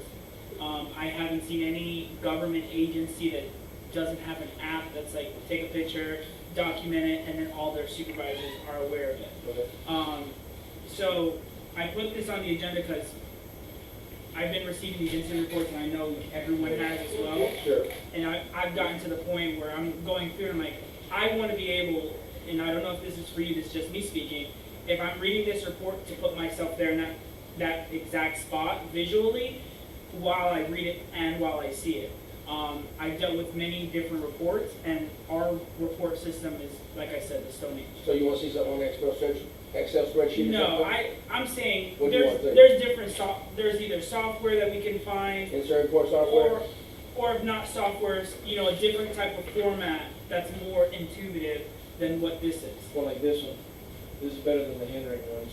Yeah. Yes. So something like, even though I read Spanish, if it wasn't just something more legible for, because if somebody came and they don't speak Spanish, I think it'd be better to probably put it in English and then put it over to how you're doing these. So I think what we, and I think I'll speak, I'm assuming we all kind of want to see the same thing, but not just a digital format, but also covering all the bases of the accident. Was there a drug test conducted? Was there a third party involved? Pictures. Pictures, is there a police report? Do we have a police report number? That's right. And what I would say is, I don't know if it's John, I don't know if it's Becky, but I don't know if we can look at what other, counties or districts are doing, and I don't see why we need to reinvent the wheel, but it definitely needs to be digital, and then, the way I would like to see it is all these items are covered, and at the bottom, the employee signs, the manager signs, and that's pretty much everyone that can sign, right? If it's a third party, you're not gonna get someone to sign outside, but kind of cover all those bases, right? Is there I don't know, was there incident between two employees and that's what caused the accident? I don't know. Like, I'm sure there's formats out there that are people are using. I'm sure we don't have to look too far. I'm sure, Henry County probably has something, and, some of the other agencies. I can shop around with the ones that are local. Yeah. Who was that supposed to, because we're supposed to get into the employee handbook and get into all that, that's just a disaster, and we're supposed to look into new forms and new stuff. Who's we looking into that they said they would take care of that? I think both payroll That was companies were There's a gonna. payroll, right? Yeah, they both kind of I was offer. just thinking about it right now, we forgot to ask about that. Because So the employee handbook, remember we was gonna go through it, and we're supposed to amend certain things and change it, and then try to get some of the documents and get it up to date, because it's so outdated. ADP does have the HR, part of it, which offers all of that. Oh, that's right, Yeah. they said Yeah. they could do that, I remember They their could do that. presentation. So maybe you can check with them and see if they have Yeah. a Another form or. advantage of that too, because every year things change. Absolutely. And they keep Laws up- change, yep. harassment, and this online, it gets updated regularly. That's the beauty of it, because you adopt something today, it's gonna be outmoded 2 years from now, 3 years from now. Well, what I can do is just see what's the difference in the cost is. So can you ask them to provide their forms, maybe send it to the board members, see what it It's looks just gonna like? be a cost share. All right, well, that's fine, but to see what it looks like, if they can send it to us, see what something looks like. we're really gonna. That'd be good, you think? Yeah. All right. All right. I had sent an email, or I talked to you about it. I don't see it here on the agenda as H for the website and the app, the logo. The logo, no, because the logo was, you were gonna provide us with the They want update. it 10, yeah, they want it 10. Yeah, and we were supposed to put it out at the clubhouse, so as people come in, that they can vote on which logo in our community, Go ahead, sorry. to get the constituents, Yeah, what you said. The reason why I wanted it to be on here was for us to vote to have Anthony, who's doing our website and app, to use our old logo so that we can start advertising the app and the new website, that it has where we can take a poll from the constituents. I did speak with a representative there as well as my IT person. I think that would be the best avenue that we take. It eliminates me as a board member or any of my personal staff getting involved into marketing anything from Central County, and it allows Central County to advertise for itself. The app is free. Anyone, if they have an Android or iPhone, they can download it. It'll tell them when everything the county's doing, every event, and then we can do a poll on the app as well as the website, that in English and in Spanish, so we can hear back from all of our constituents. It won't be regulated from anyone in the community. It'll be the app regulated from Anthony's team, and I know that they'll be looking at it. And I think that it was supposed to be on here so that we can vote to have that executed and move forward with. And then once we do vote on a new logo and a new thing, it'll be updated on the website because that is what they get paid for. So that was something that I wanted to discuss with everyone, but it's not on here. Because I wanted to put it up for a motion. They don't find a tree and horses that got taken from the sun too? Oh, yeah, there's only one left. But that was right after the chair spoke on that. I drove by and they stole the other So tree. my comment on that, Chair, is, we have a county commissioner in here. I think we need to take that up with them, because I don't know if you guys look at other budgets, but the sheriff's office budget increased and we still had no presentation out here, so. Yeah, they have presentation. Well, they had a bunch down there, around through here. They have presentation, but, For their, no, they have presentation. I reached out to them. Have you been out here? They do have presentation. Believe me, they're out here. They're out here. if you say so, they send them They out. can't be out when here you want them to. 24/7, but they are out here. They're But out going back to Mr. Santiago's request about it being on the agenda. The reason why I didn't put it on the agenda was because they're using our old logo right now. And I did explain to them that we're going and we're voting on a new one. So they said, whatever we decide, it's fine. We just need to forward it to them, and whatever, we're the ones that are gonna manage our app. So whatever we do, it's whatever the board wants. So it doesn't have to go through them per se. We actually have the approval already for Apple and iOS, I think it is what it is. And, it's at the finishing of the application process already. So we should be seeing the apps pretty soon. Once they give me all the details and everything, then we'll be launching it to everyone. You know, first to the board and let you guys know, of course by email, but it's still in the last process. And they're just using our old one, and then when we change it, they will update it to whatever we decide. And you have to add tires to the logo.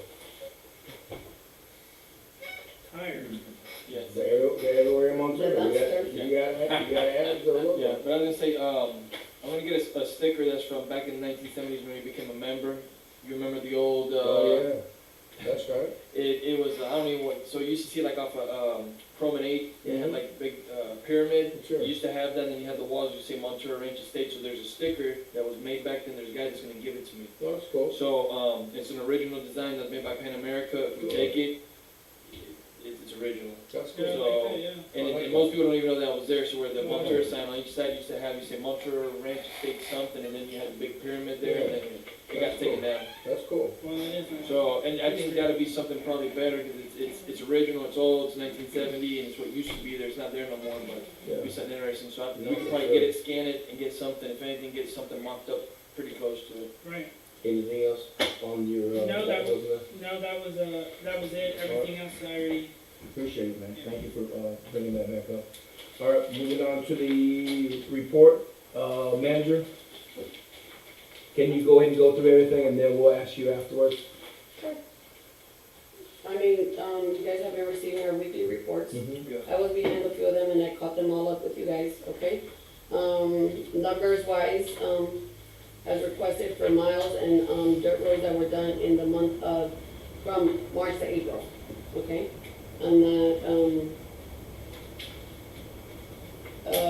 we have done over 8 miles.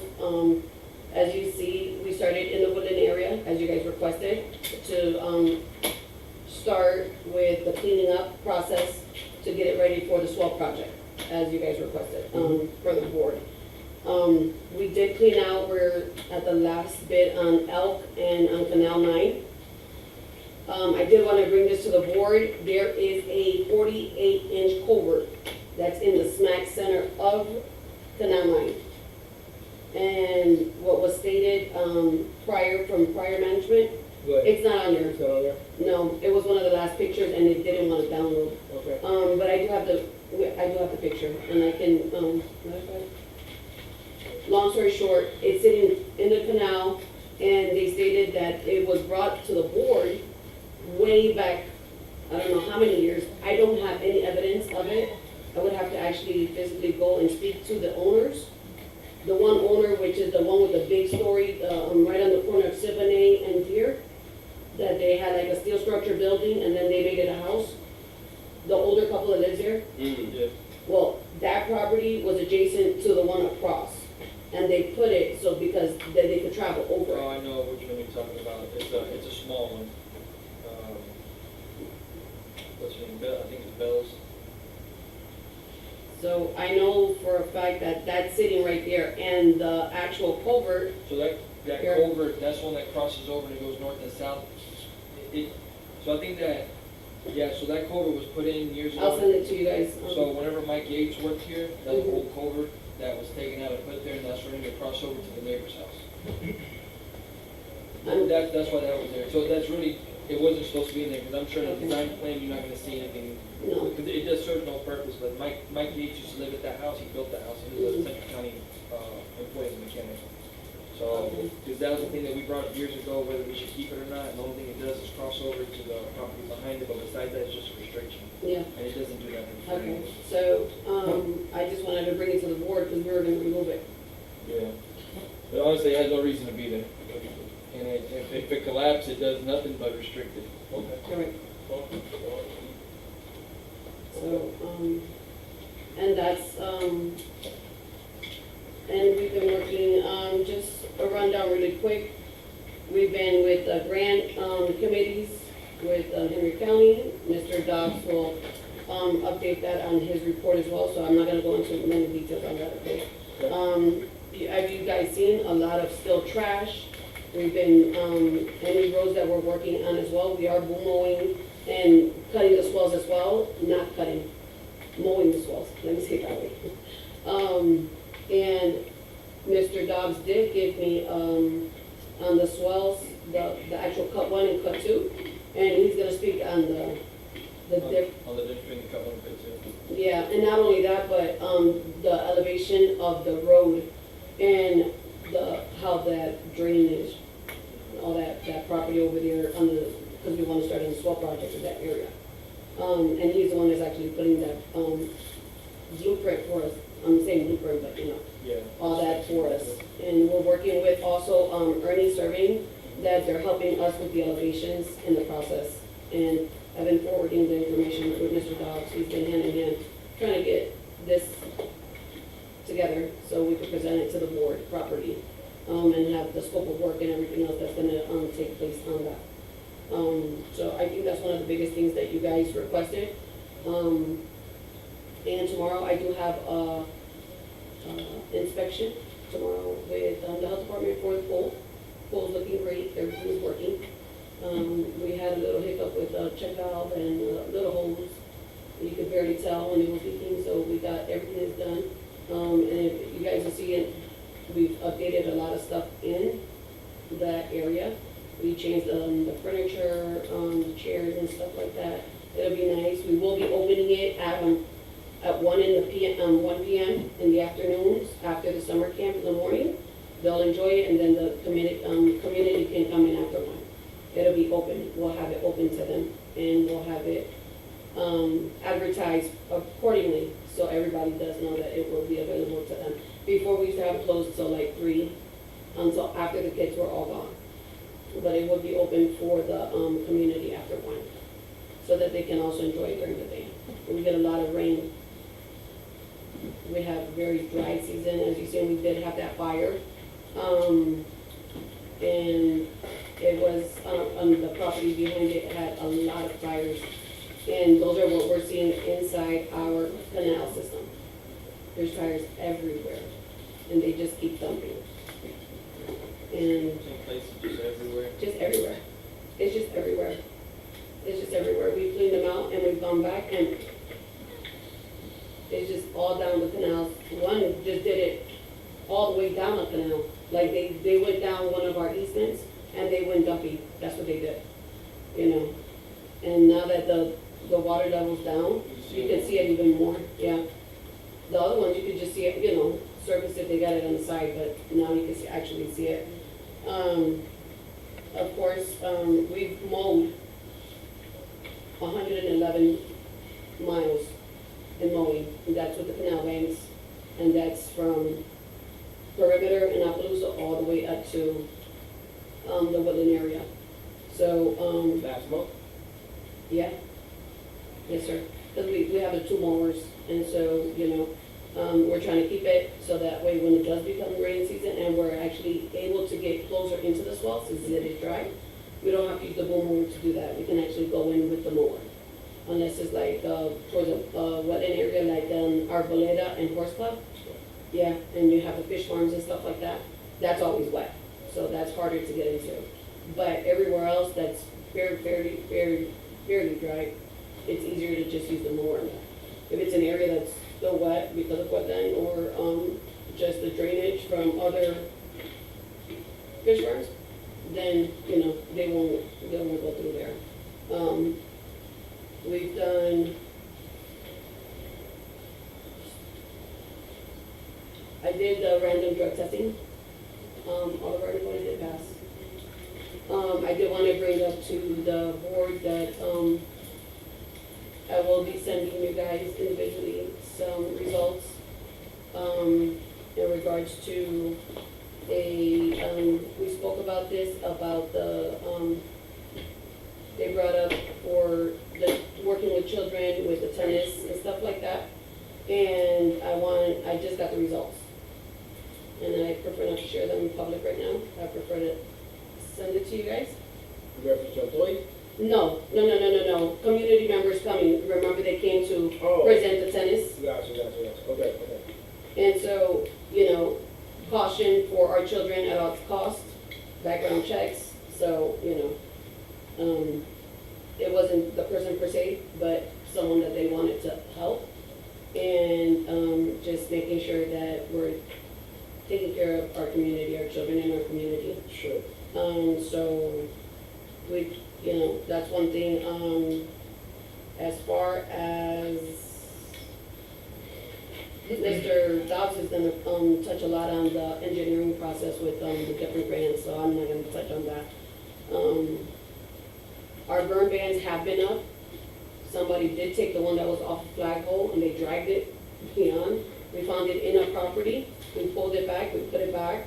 And again, but that's, I tell the guys, and they've been reporting it. We even had another one right close to Elk and Siboney. They were burning just 2 days ago, and we called it in as well. They're not respecting. So, I mean, I don't know what else we can do. I mean, they call us, we call 911. Keep doing it. And that's what, I know, yes, I agree with you, sir. Keep doing it. Because, again, This is our community.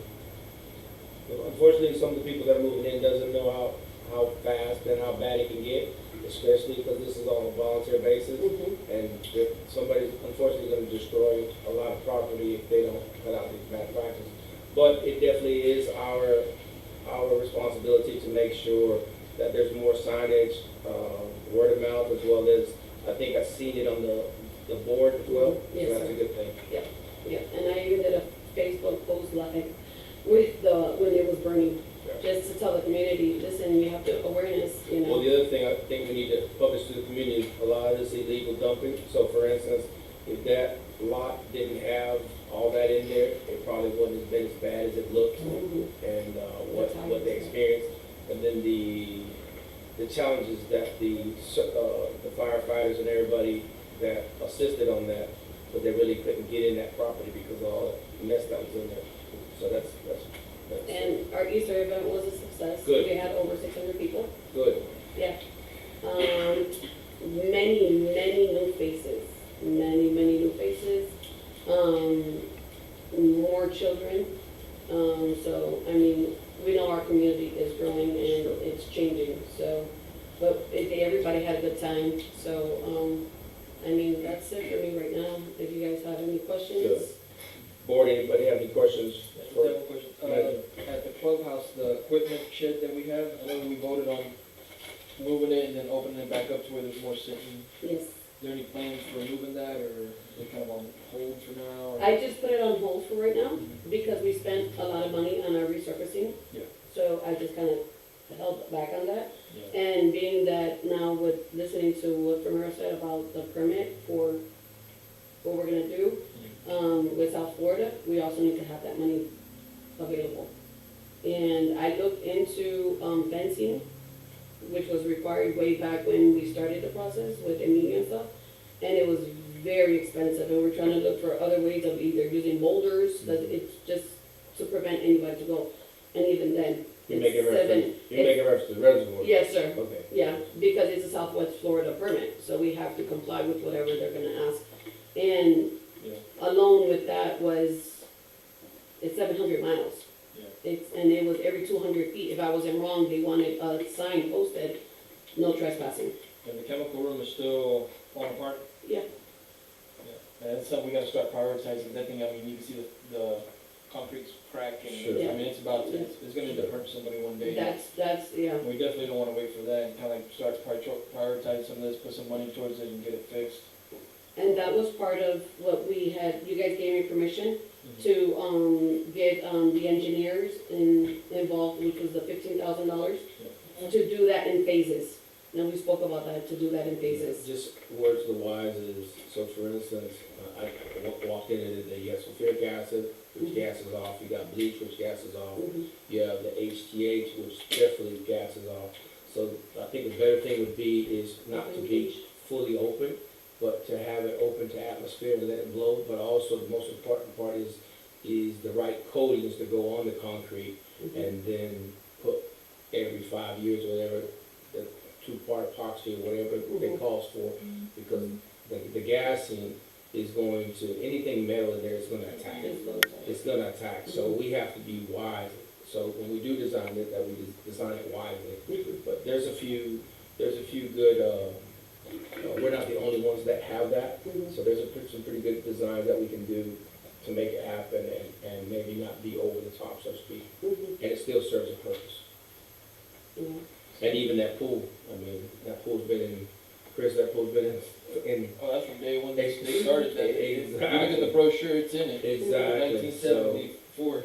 Yeah, that pool's, has definitely been there a long time, so.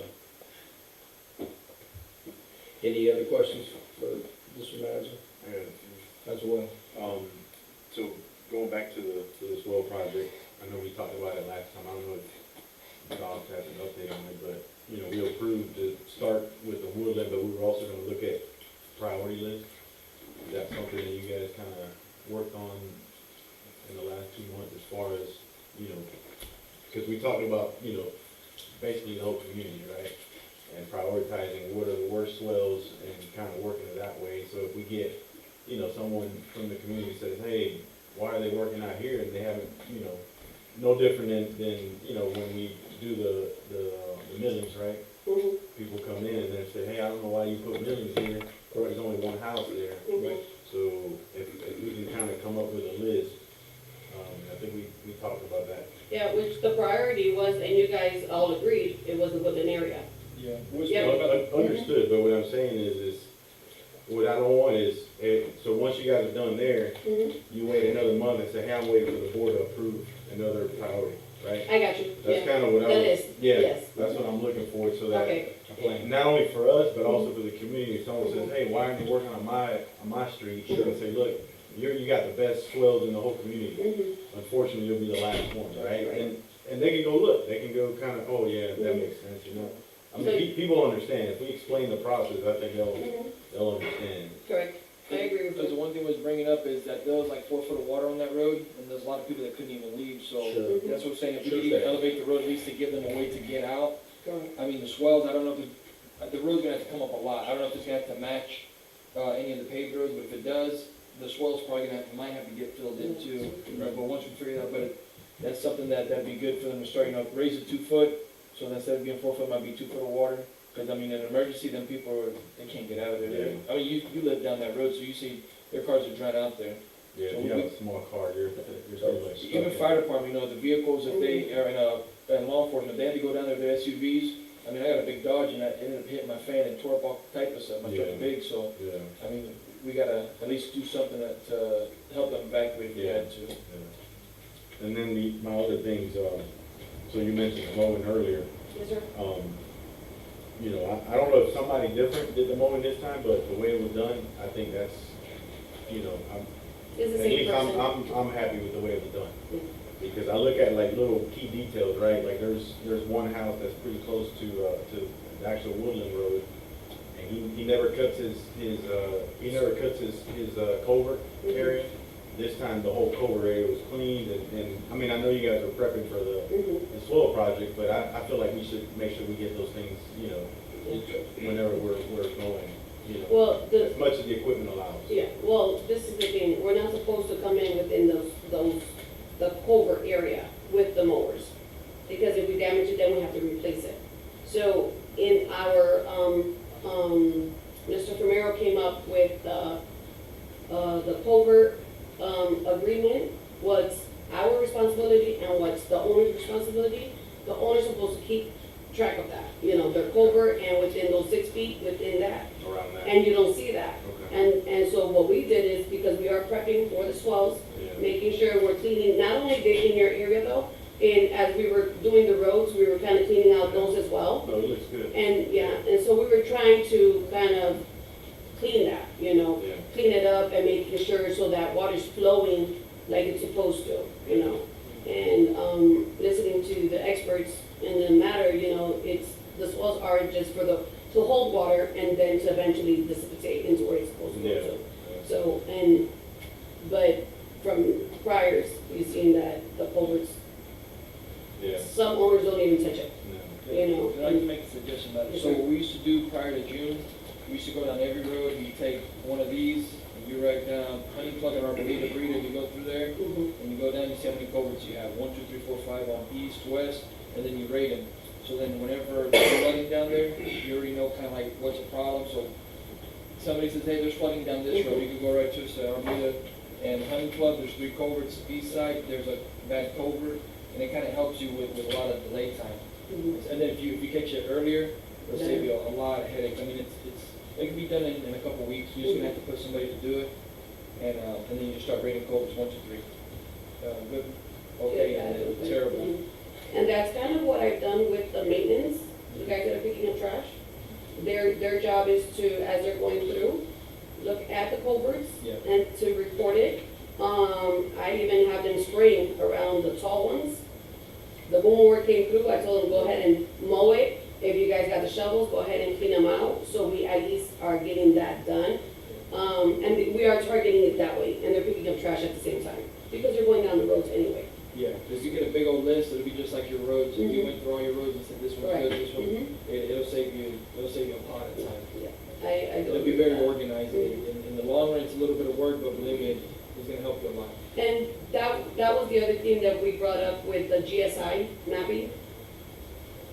Because you were requesting on like incidents and reports. GIS? The GIS, thank you, I'm sorry. But with the GIS, the app It reports any incidents, all of those incident reports are on there, the culverts, which ones are the ones that are caved in, all of that would also be that, can be uploaded, and then from there, and it was something that our chair had said, you know, that's a lot of detailed work for right now, for what we're doing. But I believe the cost was very cost effective when they brought it to us, which was a yearly for like $6,000. You know, I'm just saying, like, we're gonna, Yeah. But it'll help because like we can pinpoint the culverts, you know, on that, you do an aerial, Yeah. and then it'll either color code it, or you can do it with symbols and stuff, and you can take off different layers, and you can put so much information in. And then, I mean, you could throw it up there and say, we, did these many culverts, and you could show pinpoint locations and problem stuff, and do it through GIS. Yeah, so that was one of the things that, you know, I just wanted to bring back up to the board, in regards to that, but I, taking all the information, I mean, appreciate you guys, it looks good, so. so. Anything else? No, well, one more, I just wanna, you know, when I was parking, I see some pallets of like old track rollers that are on the floor. If we can kind of work on, I don't know, like, I'm used to hearing 5S, so 5S is making sure your area is always clean, and then also all your equipment has designated areas, you know. So sometimes that can be a hazard, right? Someone can trip, someone can, you know, it's an accident waiting to happen. So just that we can kind of be a little bit more, you know, like, I don't know what that pallet was, it looks like skid steer were, rollers. For the track excavator. rollers. Yeah, Yeah. they look like They had rollers. switched them out and they put them on there because we were gonna transfer them with a skid steer. But since we've been steadily busy, Yeah. we told them, I just told them to leave it there for right now until we were done. Because we're trying to get a lot of this stuff done. And again, as you guys can see, I think we've done pretty good with, we've gotten better, let's say it that way. We've gotten better. And, with the tasks that you guys are asking for. And I do appreciate that, you know, guidance is always the best thing for me, so, you know, taking in the little, day-to-day, you know, you guys can call me, you can text me, email me if you want it by record, if there's anything else. And then we've been working with Steve, I've been talking with Steve, and just trying to make sure that we're moving forward on all of our projects. Because we do have the major grant, and, but we also have to make sure that we have the funding as well for that. So, I noted all your requests. Anyone else? One question. Yes, sir. Your grade operator, at one point you had him cut swells at one time? There's one of the meetings that he had him practicing on cut swells that he was. We practiced on that one road, but it was with the excavator. It wasn't with the grader. Okay. Because we didn't have a grader back then, the new grader. We had the old grader. And, but we didn't use that, we used it on the excavator. With the new operator? No, not with the new operator. We haven't even touched that swell yet with the new operator. Oh, okay. I think what she said is he's the swell operator, but she's testing him on grading the road. Well, he's a grader operator, Yeah. but he said that he's done the elevation and the pitches on swells, but we need to make sure that we need the scope of work and all the Right, you need details. elevation and stuff to know. Correct, to make sure. And, now there was something else that it's also for the elevation part, where it's the satellite one, instead of doing it like the old style. If you're not doing laser, you do it like a Leica system or something. You do it with MGIS and stuff, you Yes. satellite. Mhm. Leica system, there's a couple of them that we do with it. So Ernie was gonna come out to actually show us the equipment and the tablet and stuff like that, and how you work it, which is better because it's only one person instead of two people doing the way we've done it in the past.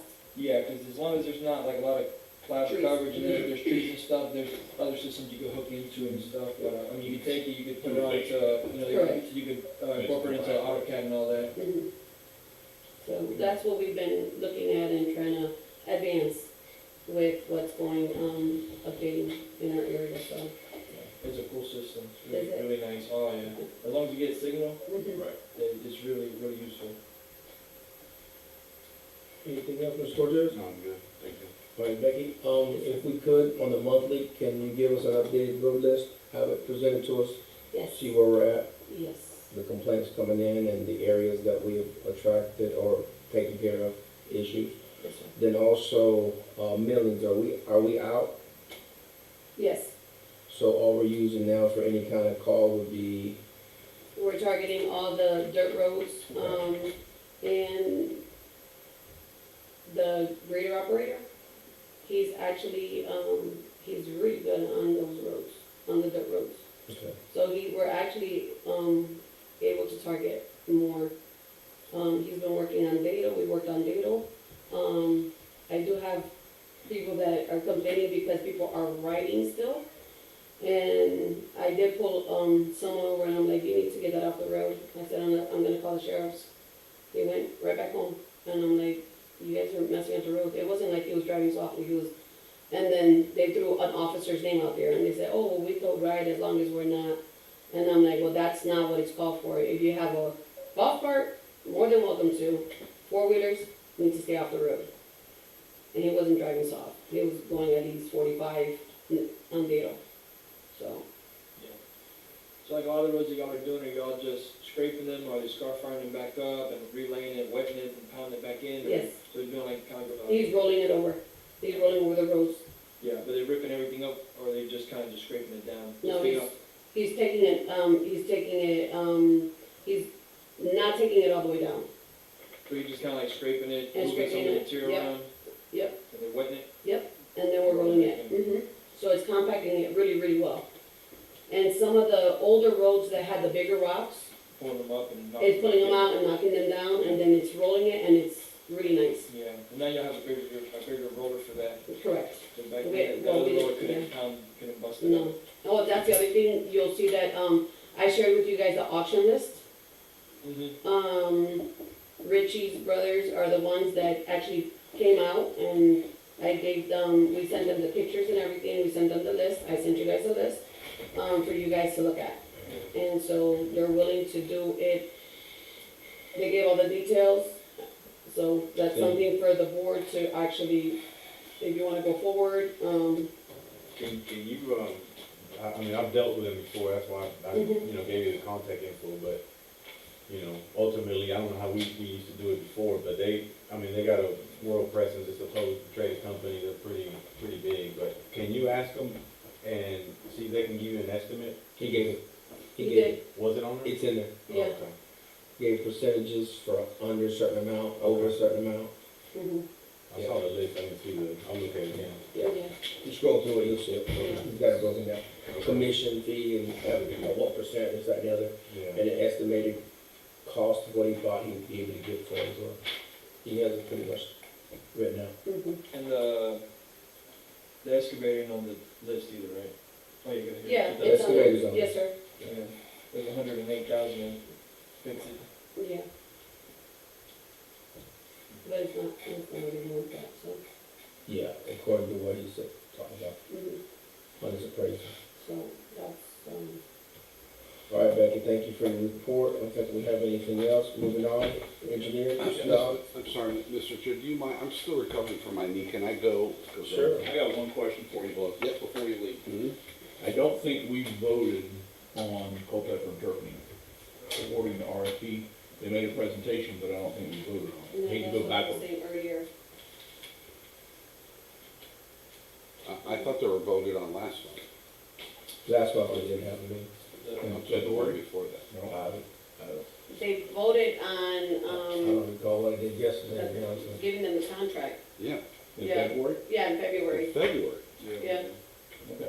That's why, I mean, here they were just saying thank you. Okay. You know. Mhm. That- Yeah, It just said in mine, on mine, it said, Sometimes she discuss says, and vote RFP award of, yeah, that's just the, okay.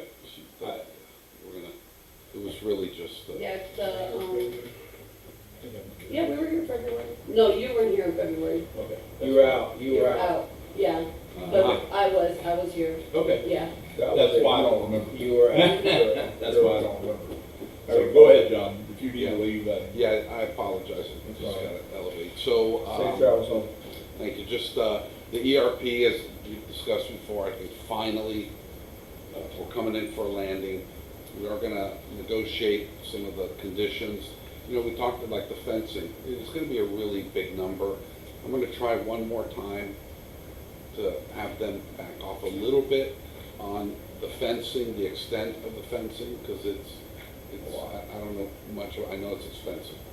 And the same thing with the signage, giving us, you know, a little bit more leeway on how far the centers are apart and things like that, because it's gonna add up to, you know, hundreds and hundreds of thousands of dollars.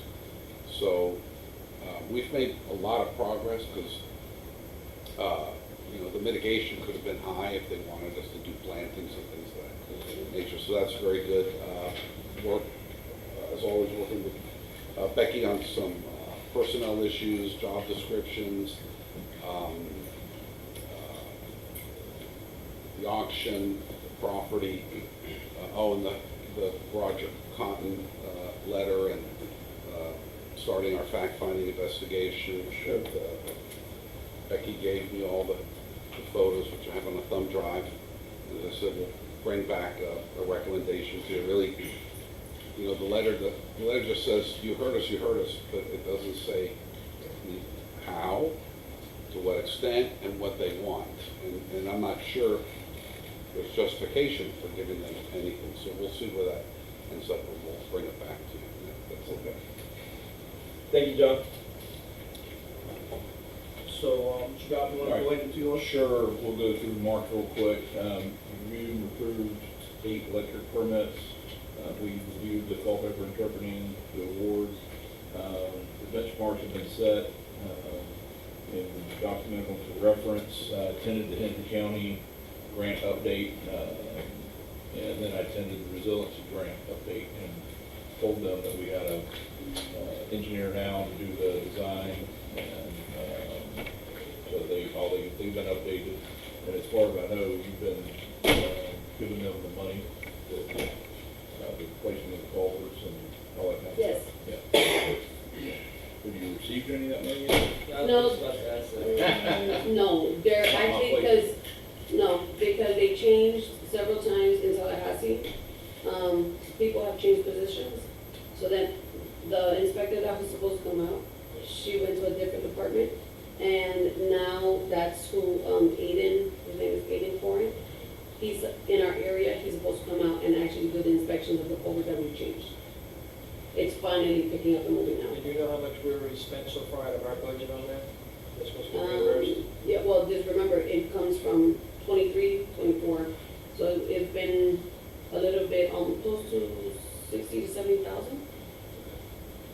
But it's because we ordered the culverts from before, Right. and we had our own stock, yeah. Yeah.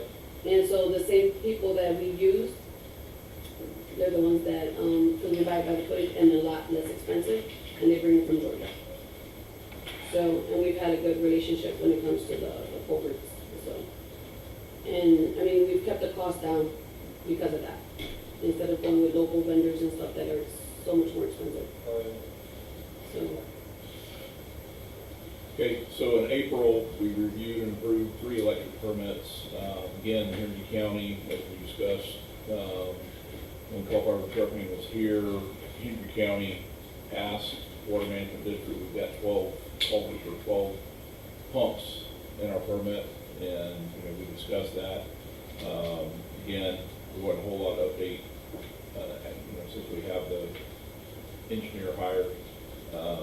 And also, one of the questions before, we were talking about, Becky had asked me about, there were some contingencies in there that they didn't cover and everything, and Steph and I went through those.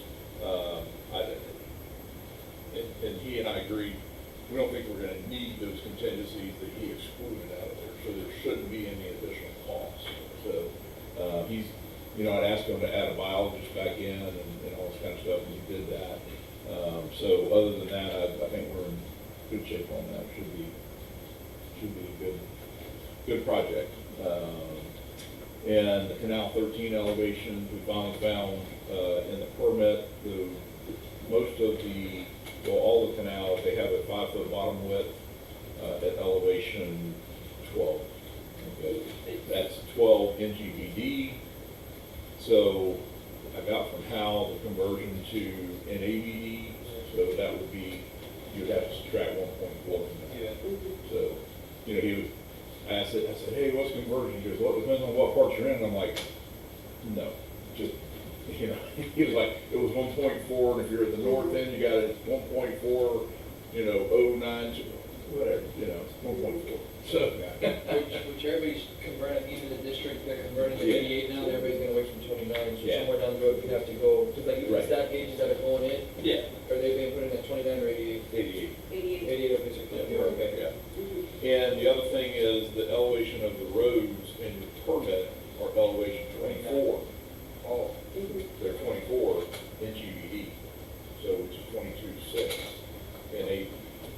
And down in that survey that we had down in Woodlands, what do we have to add at least 2 feet? 2 feet.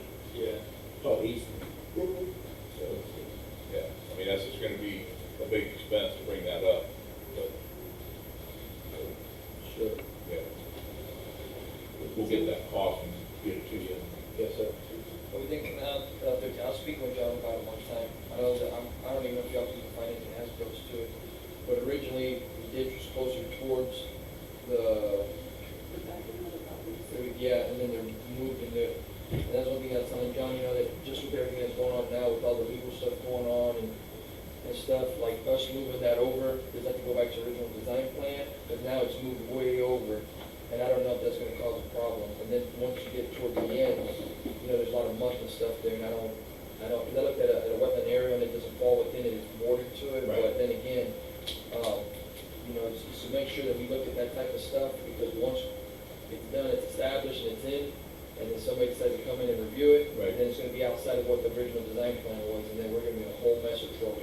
Like even with it, you know, like the plan that was going now, it's got a flat bottom and a one-to-one slope, and you don't know it's Right. now like that. Well, yeah. I'm sure it's probably not done, but. No, no, it's- we were just, I remember, you guys gave me permission to go ahead and clear it out so we could see what we're dealing with. Right. Now, Then she's gonna go back and slope it. yeah, once it she has gets to the be bottom. done according to what the scope of work he's gonna give us. Yeah, because I was looking at where the levee is, Yes, sir. and then that little bit of thing, there's not a lot of room to put much of a slope, it's just, we're gonna be kind of cutting close, and then it's outside of, if it was moved further in where it's supposed to be, then you'll be able to put it more back to what it was supposed to be. Right. And I mean, it's really wide, I don't know if it's supposed to be that wide, or it's supposed to be like, just like a little feeder into a bigger system. Yeah. That's why I was asking for like as-built to see what the original design Right, plan yeah, was. no, I haven't found any as-bills or anything in the fall.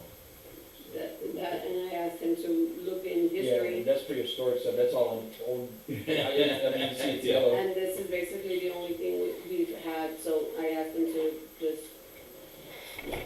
this is the subject And matter I'm not gonna to take help credit us for with it, that, I know so. California, so. Yeah, Research. Yeah, just make sure that we don't end up Yeah. building something that's not supposed to be there, and then make, because, you know, down the road, once it's built, and if it starts caving in, starts washing in that levee, starts filling in your canal, then you have to come back and fix it, and then you don't have enough room on both sides, and then I guess that levee's split down the middle between what's ours and Cotton's property.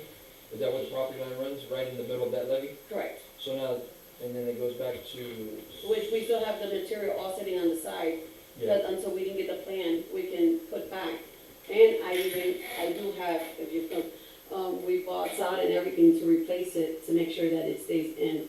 So we're just waiting, and we're working on the plan, yeah. so we can Not really continue. looking, because it's so close to that levee, Mhm. Yeah. that the amount of material that's gonna wash down in there in a big event is gonna be a lot. I Correct. mean, it's gonna fill it in pretty good, and you can't really slope that, what's bordering that levee. Right.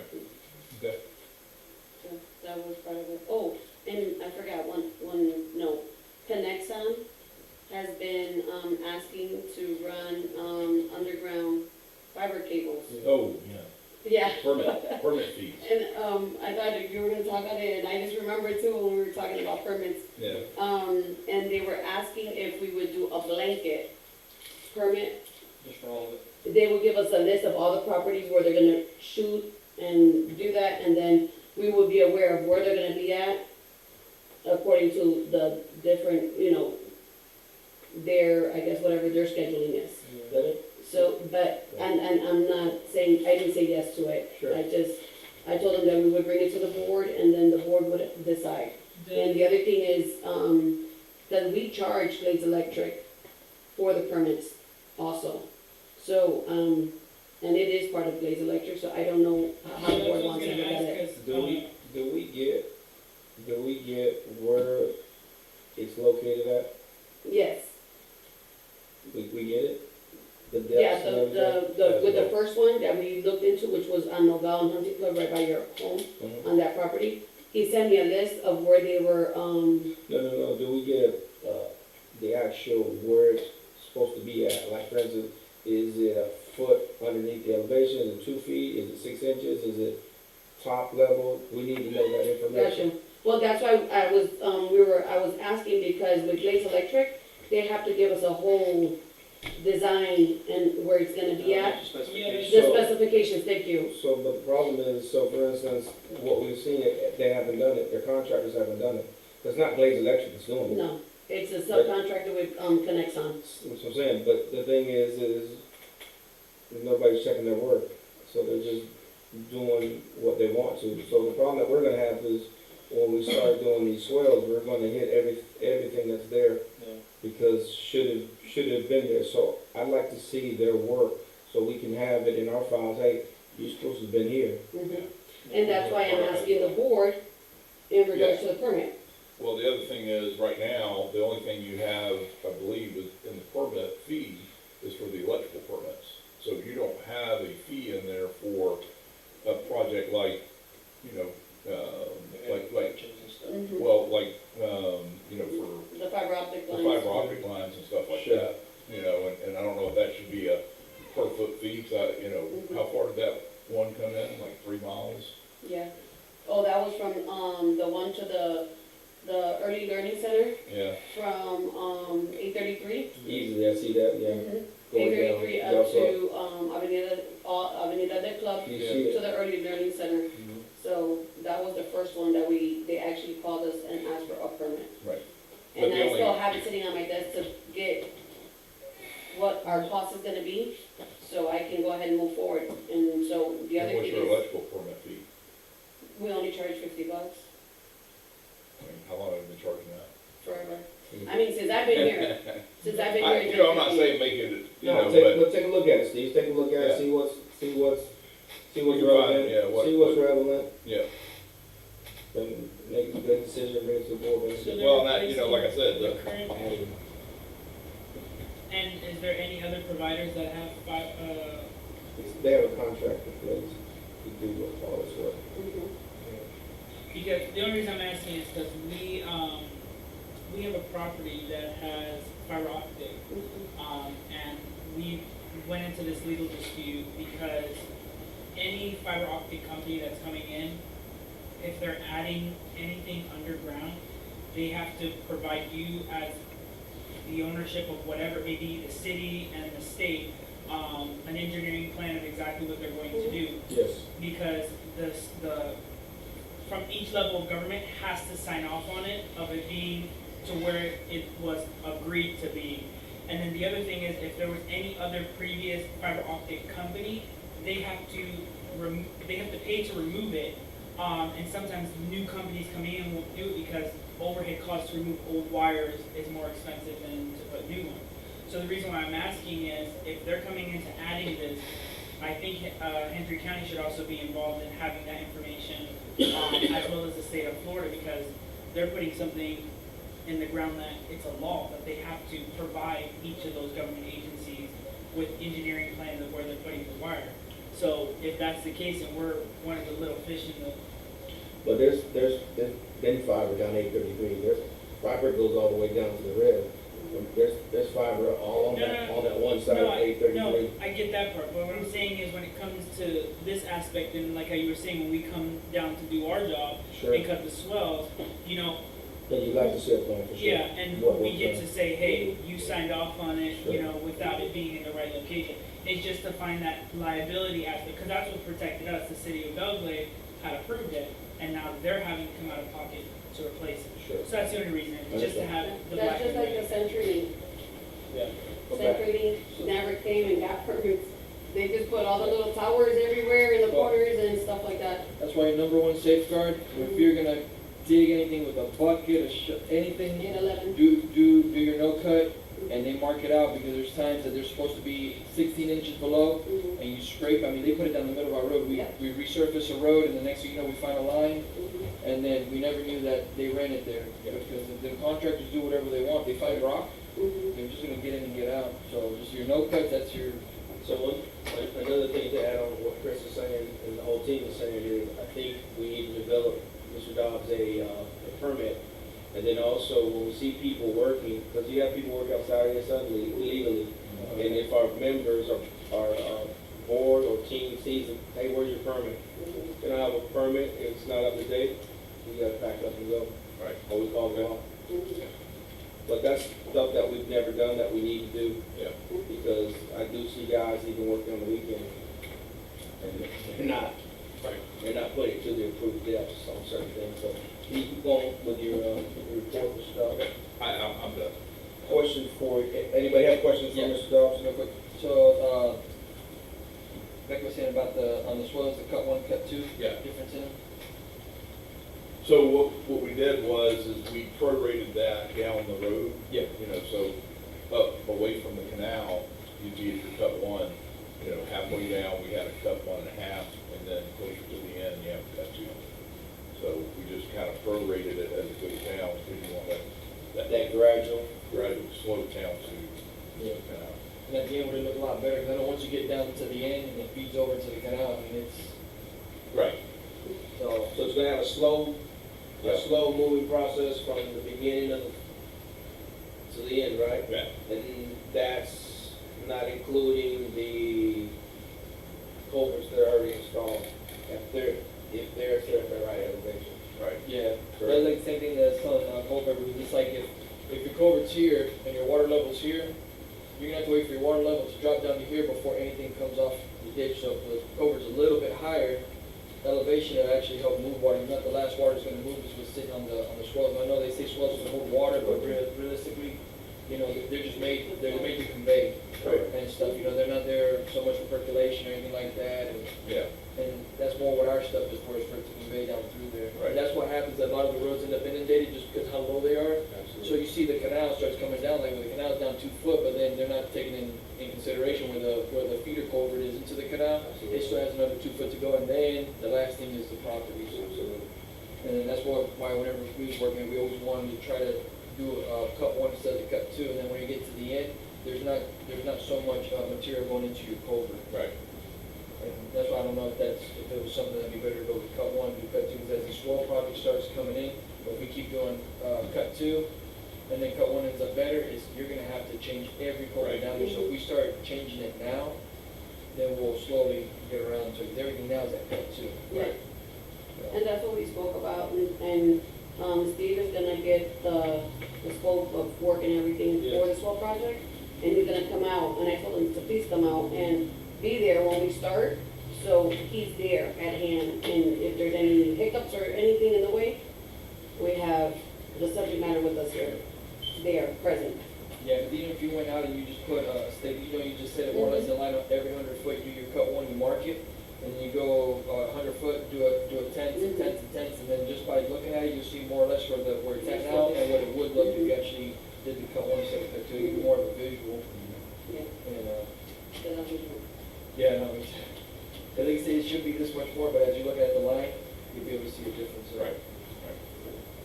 Question for you, Mr. Dobbs, on reference to the woodland area, have you guys figured it out? Because we've hired a guy, he's been on board 3 months, he ain't cut one swell yet. I'm itching to get something going. We brought a gentleman, I'm not saying he's not working, Right. he is working, but he's not working on the primary job he's intended to bring on board to do. Yeah, and like I said, And then they're gonna tell me, it's rainy season, Mr. Yeah, Mark, no, we I can't do know. nothing now. no, I understand. Yeah. So the sooner we get something done, because I'd like for that gentleman that we hired to do that specific job. Sure. It's been long awaited. Right. It's been long awaited for that to happen. Okay.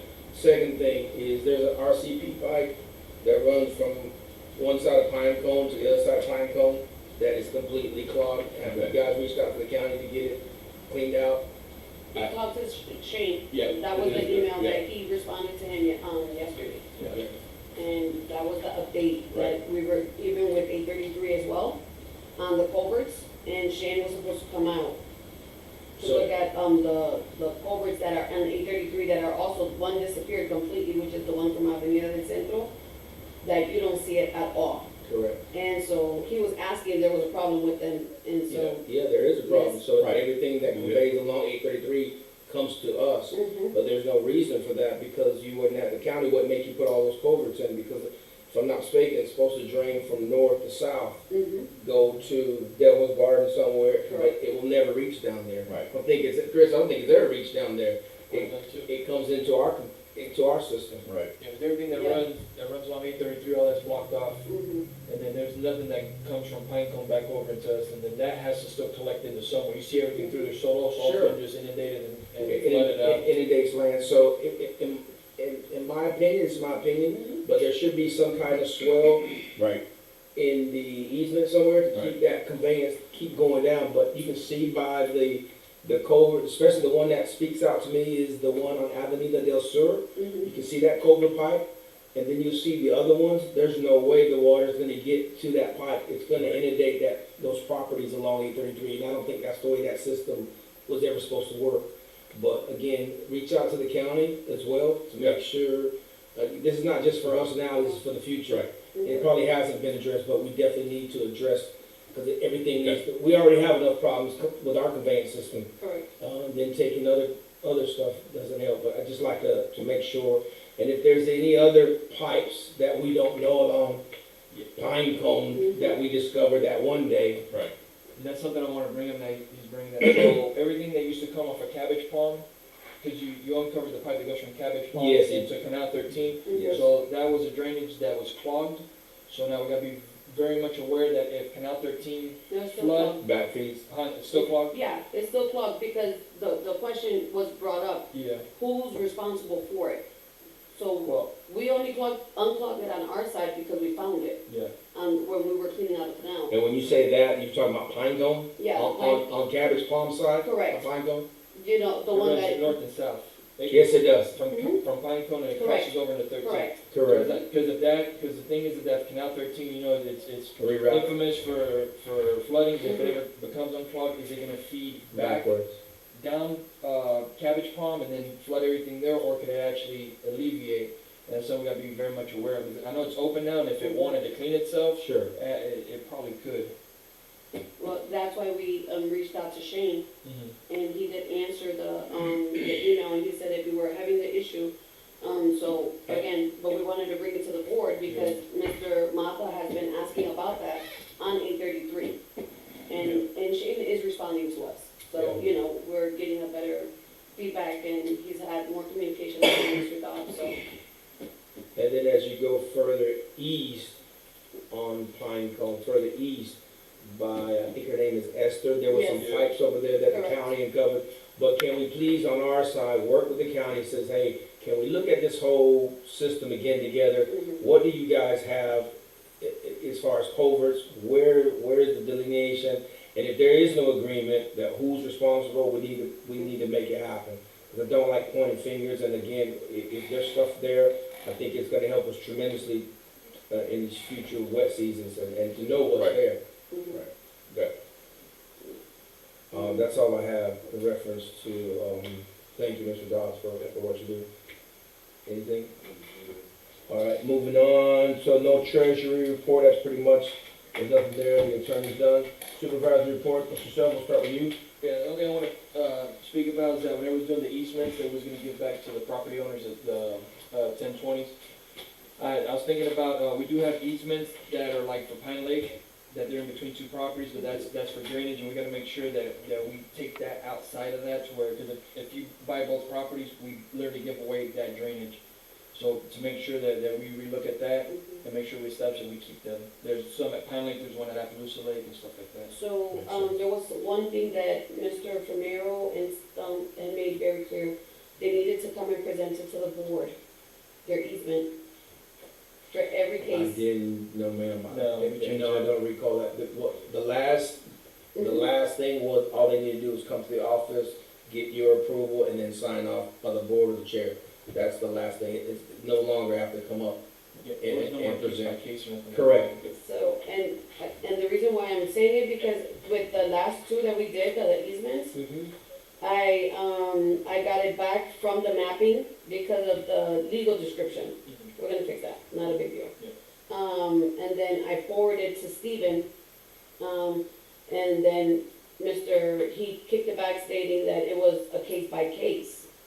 I don't remember that. I remember them agreeing that, Remember, it's a whole kick caboodle. correct, that it wouldn't have to come through, It so, doesn't but I have am to come aware of the Pine Leak, so Yeah. at least I know that. I didn't know that, but I haven't had any either, so. Last thing approved is Okay. anybody can come in, go to your office, fill out that paperwork. And then just do the board or the chair, resolution and whatever. do the legal description of it, That's what so, was so approved. eliminate them having to do all this. So, yeah. Because you guys agreed on that. Yeah, so that's why I only brought up like certain areas, because them are some that we have to keep, we gotta make sure, because whenever we kind of. So what other areas besides Pine Lake, because I'm unaware of all the Pine drainage Pine there. Lake has, there's one off of, Pine Lake Avenue. Yes, There's one that divides, you'll be able to see, there's a swell that runs through, there's Mhm. culverts.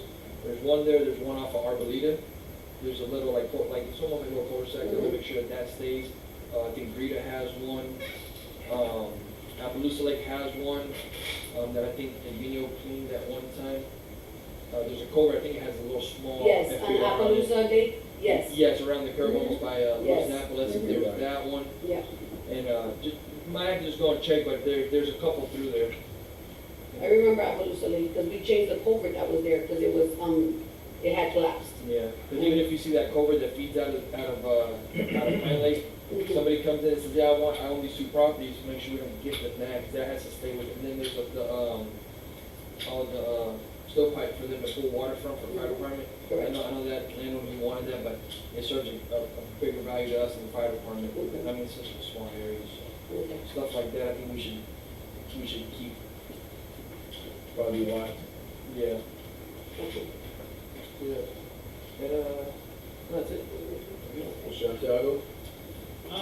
So I'm just following back up with the GPSs that were requested for the trucks, Is it equipment? and the equipment. And then the other thing that I wanted to follow up on was the, updated on the position that was for the clubhouse, the part-time position that the board had agreed to. Was it ever filled? We have two part-timers. There was another part-time for a little, like, The conven- yeah, the- a little convenient. I had not, hired anyone for that, like concession stand, only because, again, our budget. So I've been constraining everything to make sure that we are where we need to be with our budget right now. Can't go broke, man. Go to the board approved it. I did it. You did, but the board did. And again, even with our staff that's there, there's an extra staff that can attend a concession stand. Yeah. Because there's three. The only time we have two is one weekend out of the month. Okay, because There you go, Sway. the reason why I was asking, because we had some, community members that had went in there, and they stated that there was nothing for them to eat minus the vending machine. And from the directive of the board, I remember us approving for them to sell some kind of food there, hot food, if we had to go buy the machines and stuff like that. And then the other thing that I remember the board agreeing to was some information, like board or something there at the clubhouse. But there's still nothing there at the clubhouse to I help. think the all of- information board got shut down, it was like $500 No, it wasn't like it was like a TV. The TV got approved, but all the pamphlets and stuff, Yeah, they didn't. that's when they got shut Yeah. down. Okay. There's nothing there that, like how this is sliding through photos, there's nothing there of events or anything like Services, that. whatever. Of what we do. And the reason why I'm addressing this issue really big is because there is a lot of people new to Monterey. They don't know what we do. And I catch myself educating people what Central County Water Control District is compared to Hendry County. And I did explain it to them that, we are the governing body of Monterey, only for whatever our bulletin is, and everything else will have to go to the county. When they do go to the clubhouse, many of the clubhouse personnel do not explain them what Central County is. Many of the personnel there at the clubhouse is very rude and unresponsive to them. These people are new. That is our I said this on day one when I got elected, and I'll say it today, that is our front face of Montura. If someone goes there asking, hey, you know, what is Montura, what do you guys do? I think they should be willing to at least explain the basic. And if they have some, you know, question around their property or something that your office will be directing, I think then that's when they would direct them to you. Every single staff member there, from Jesse to Jose, have all stated, if you have any questions or anything, take it up to the office. Some of the people don't even know where the office is. So I think if they go to the clubhouse, which is the center of Montura, which a lot of people presume is the main location, our personnel there should be willing to explain what we do. It's just rude, me personally, it's very rude and unprofessional. And then two, some of this stuff that was approved by the board should have been there. It's cost efficient TV to just put on what do we govern and stuff like that. I don't know why it's taking this long, because we had a lady who she moved in here probably 3 months after Arminio left, and I remember the board had approved that, and she's willing to helping out in the community, but she has no clue what's going on. She says if there's something at the mailbox, someone always rips it down and takes it. By the time she finds it, it's late, and then every time she goes to the clubhouse, all they say is, oh, it's on the board. I don't think that's professional. We are here in the serving business. I think our representatives at the clubhouse should say, hi, welcome to the clubhouse. This are the events that we have, and so on and so on. And I've gotten to the point where I let it go for very long, but now as the district manager, I think it's time we address those issues at the clubhouse, because it's gotten to the point where it's getting very ridiculous. I haven't had any complaints. I sent the same people here to the office. She was very polite, very respectful to them, as well as you. And there has been other staff members that they have stopped on the side of the road, and they were very explanatory and very respectful. But my only issue and complaint was, out of all these constituents, was the clubhouse personnel. So I think we need to tighten that up. But besides that, that's the end of my report. Thank you, sir. I think I covered. Yeah, I don't have anything else. Thank you, everybody, for attending. Everybody be safe. Please be vigilant. We are in a serious drought.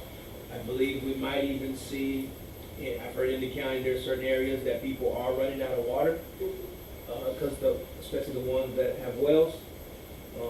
So just be vigilant, be careful, and if you see something, say something. So we're here to help each other in the community as much as possible. Thank you, everybody.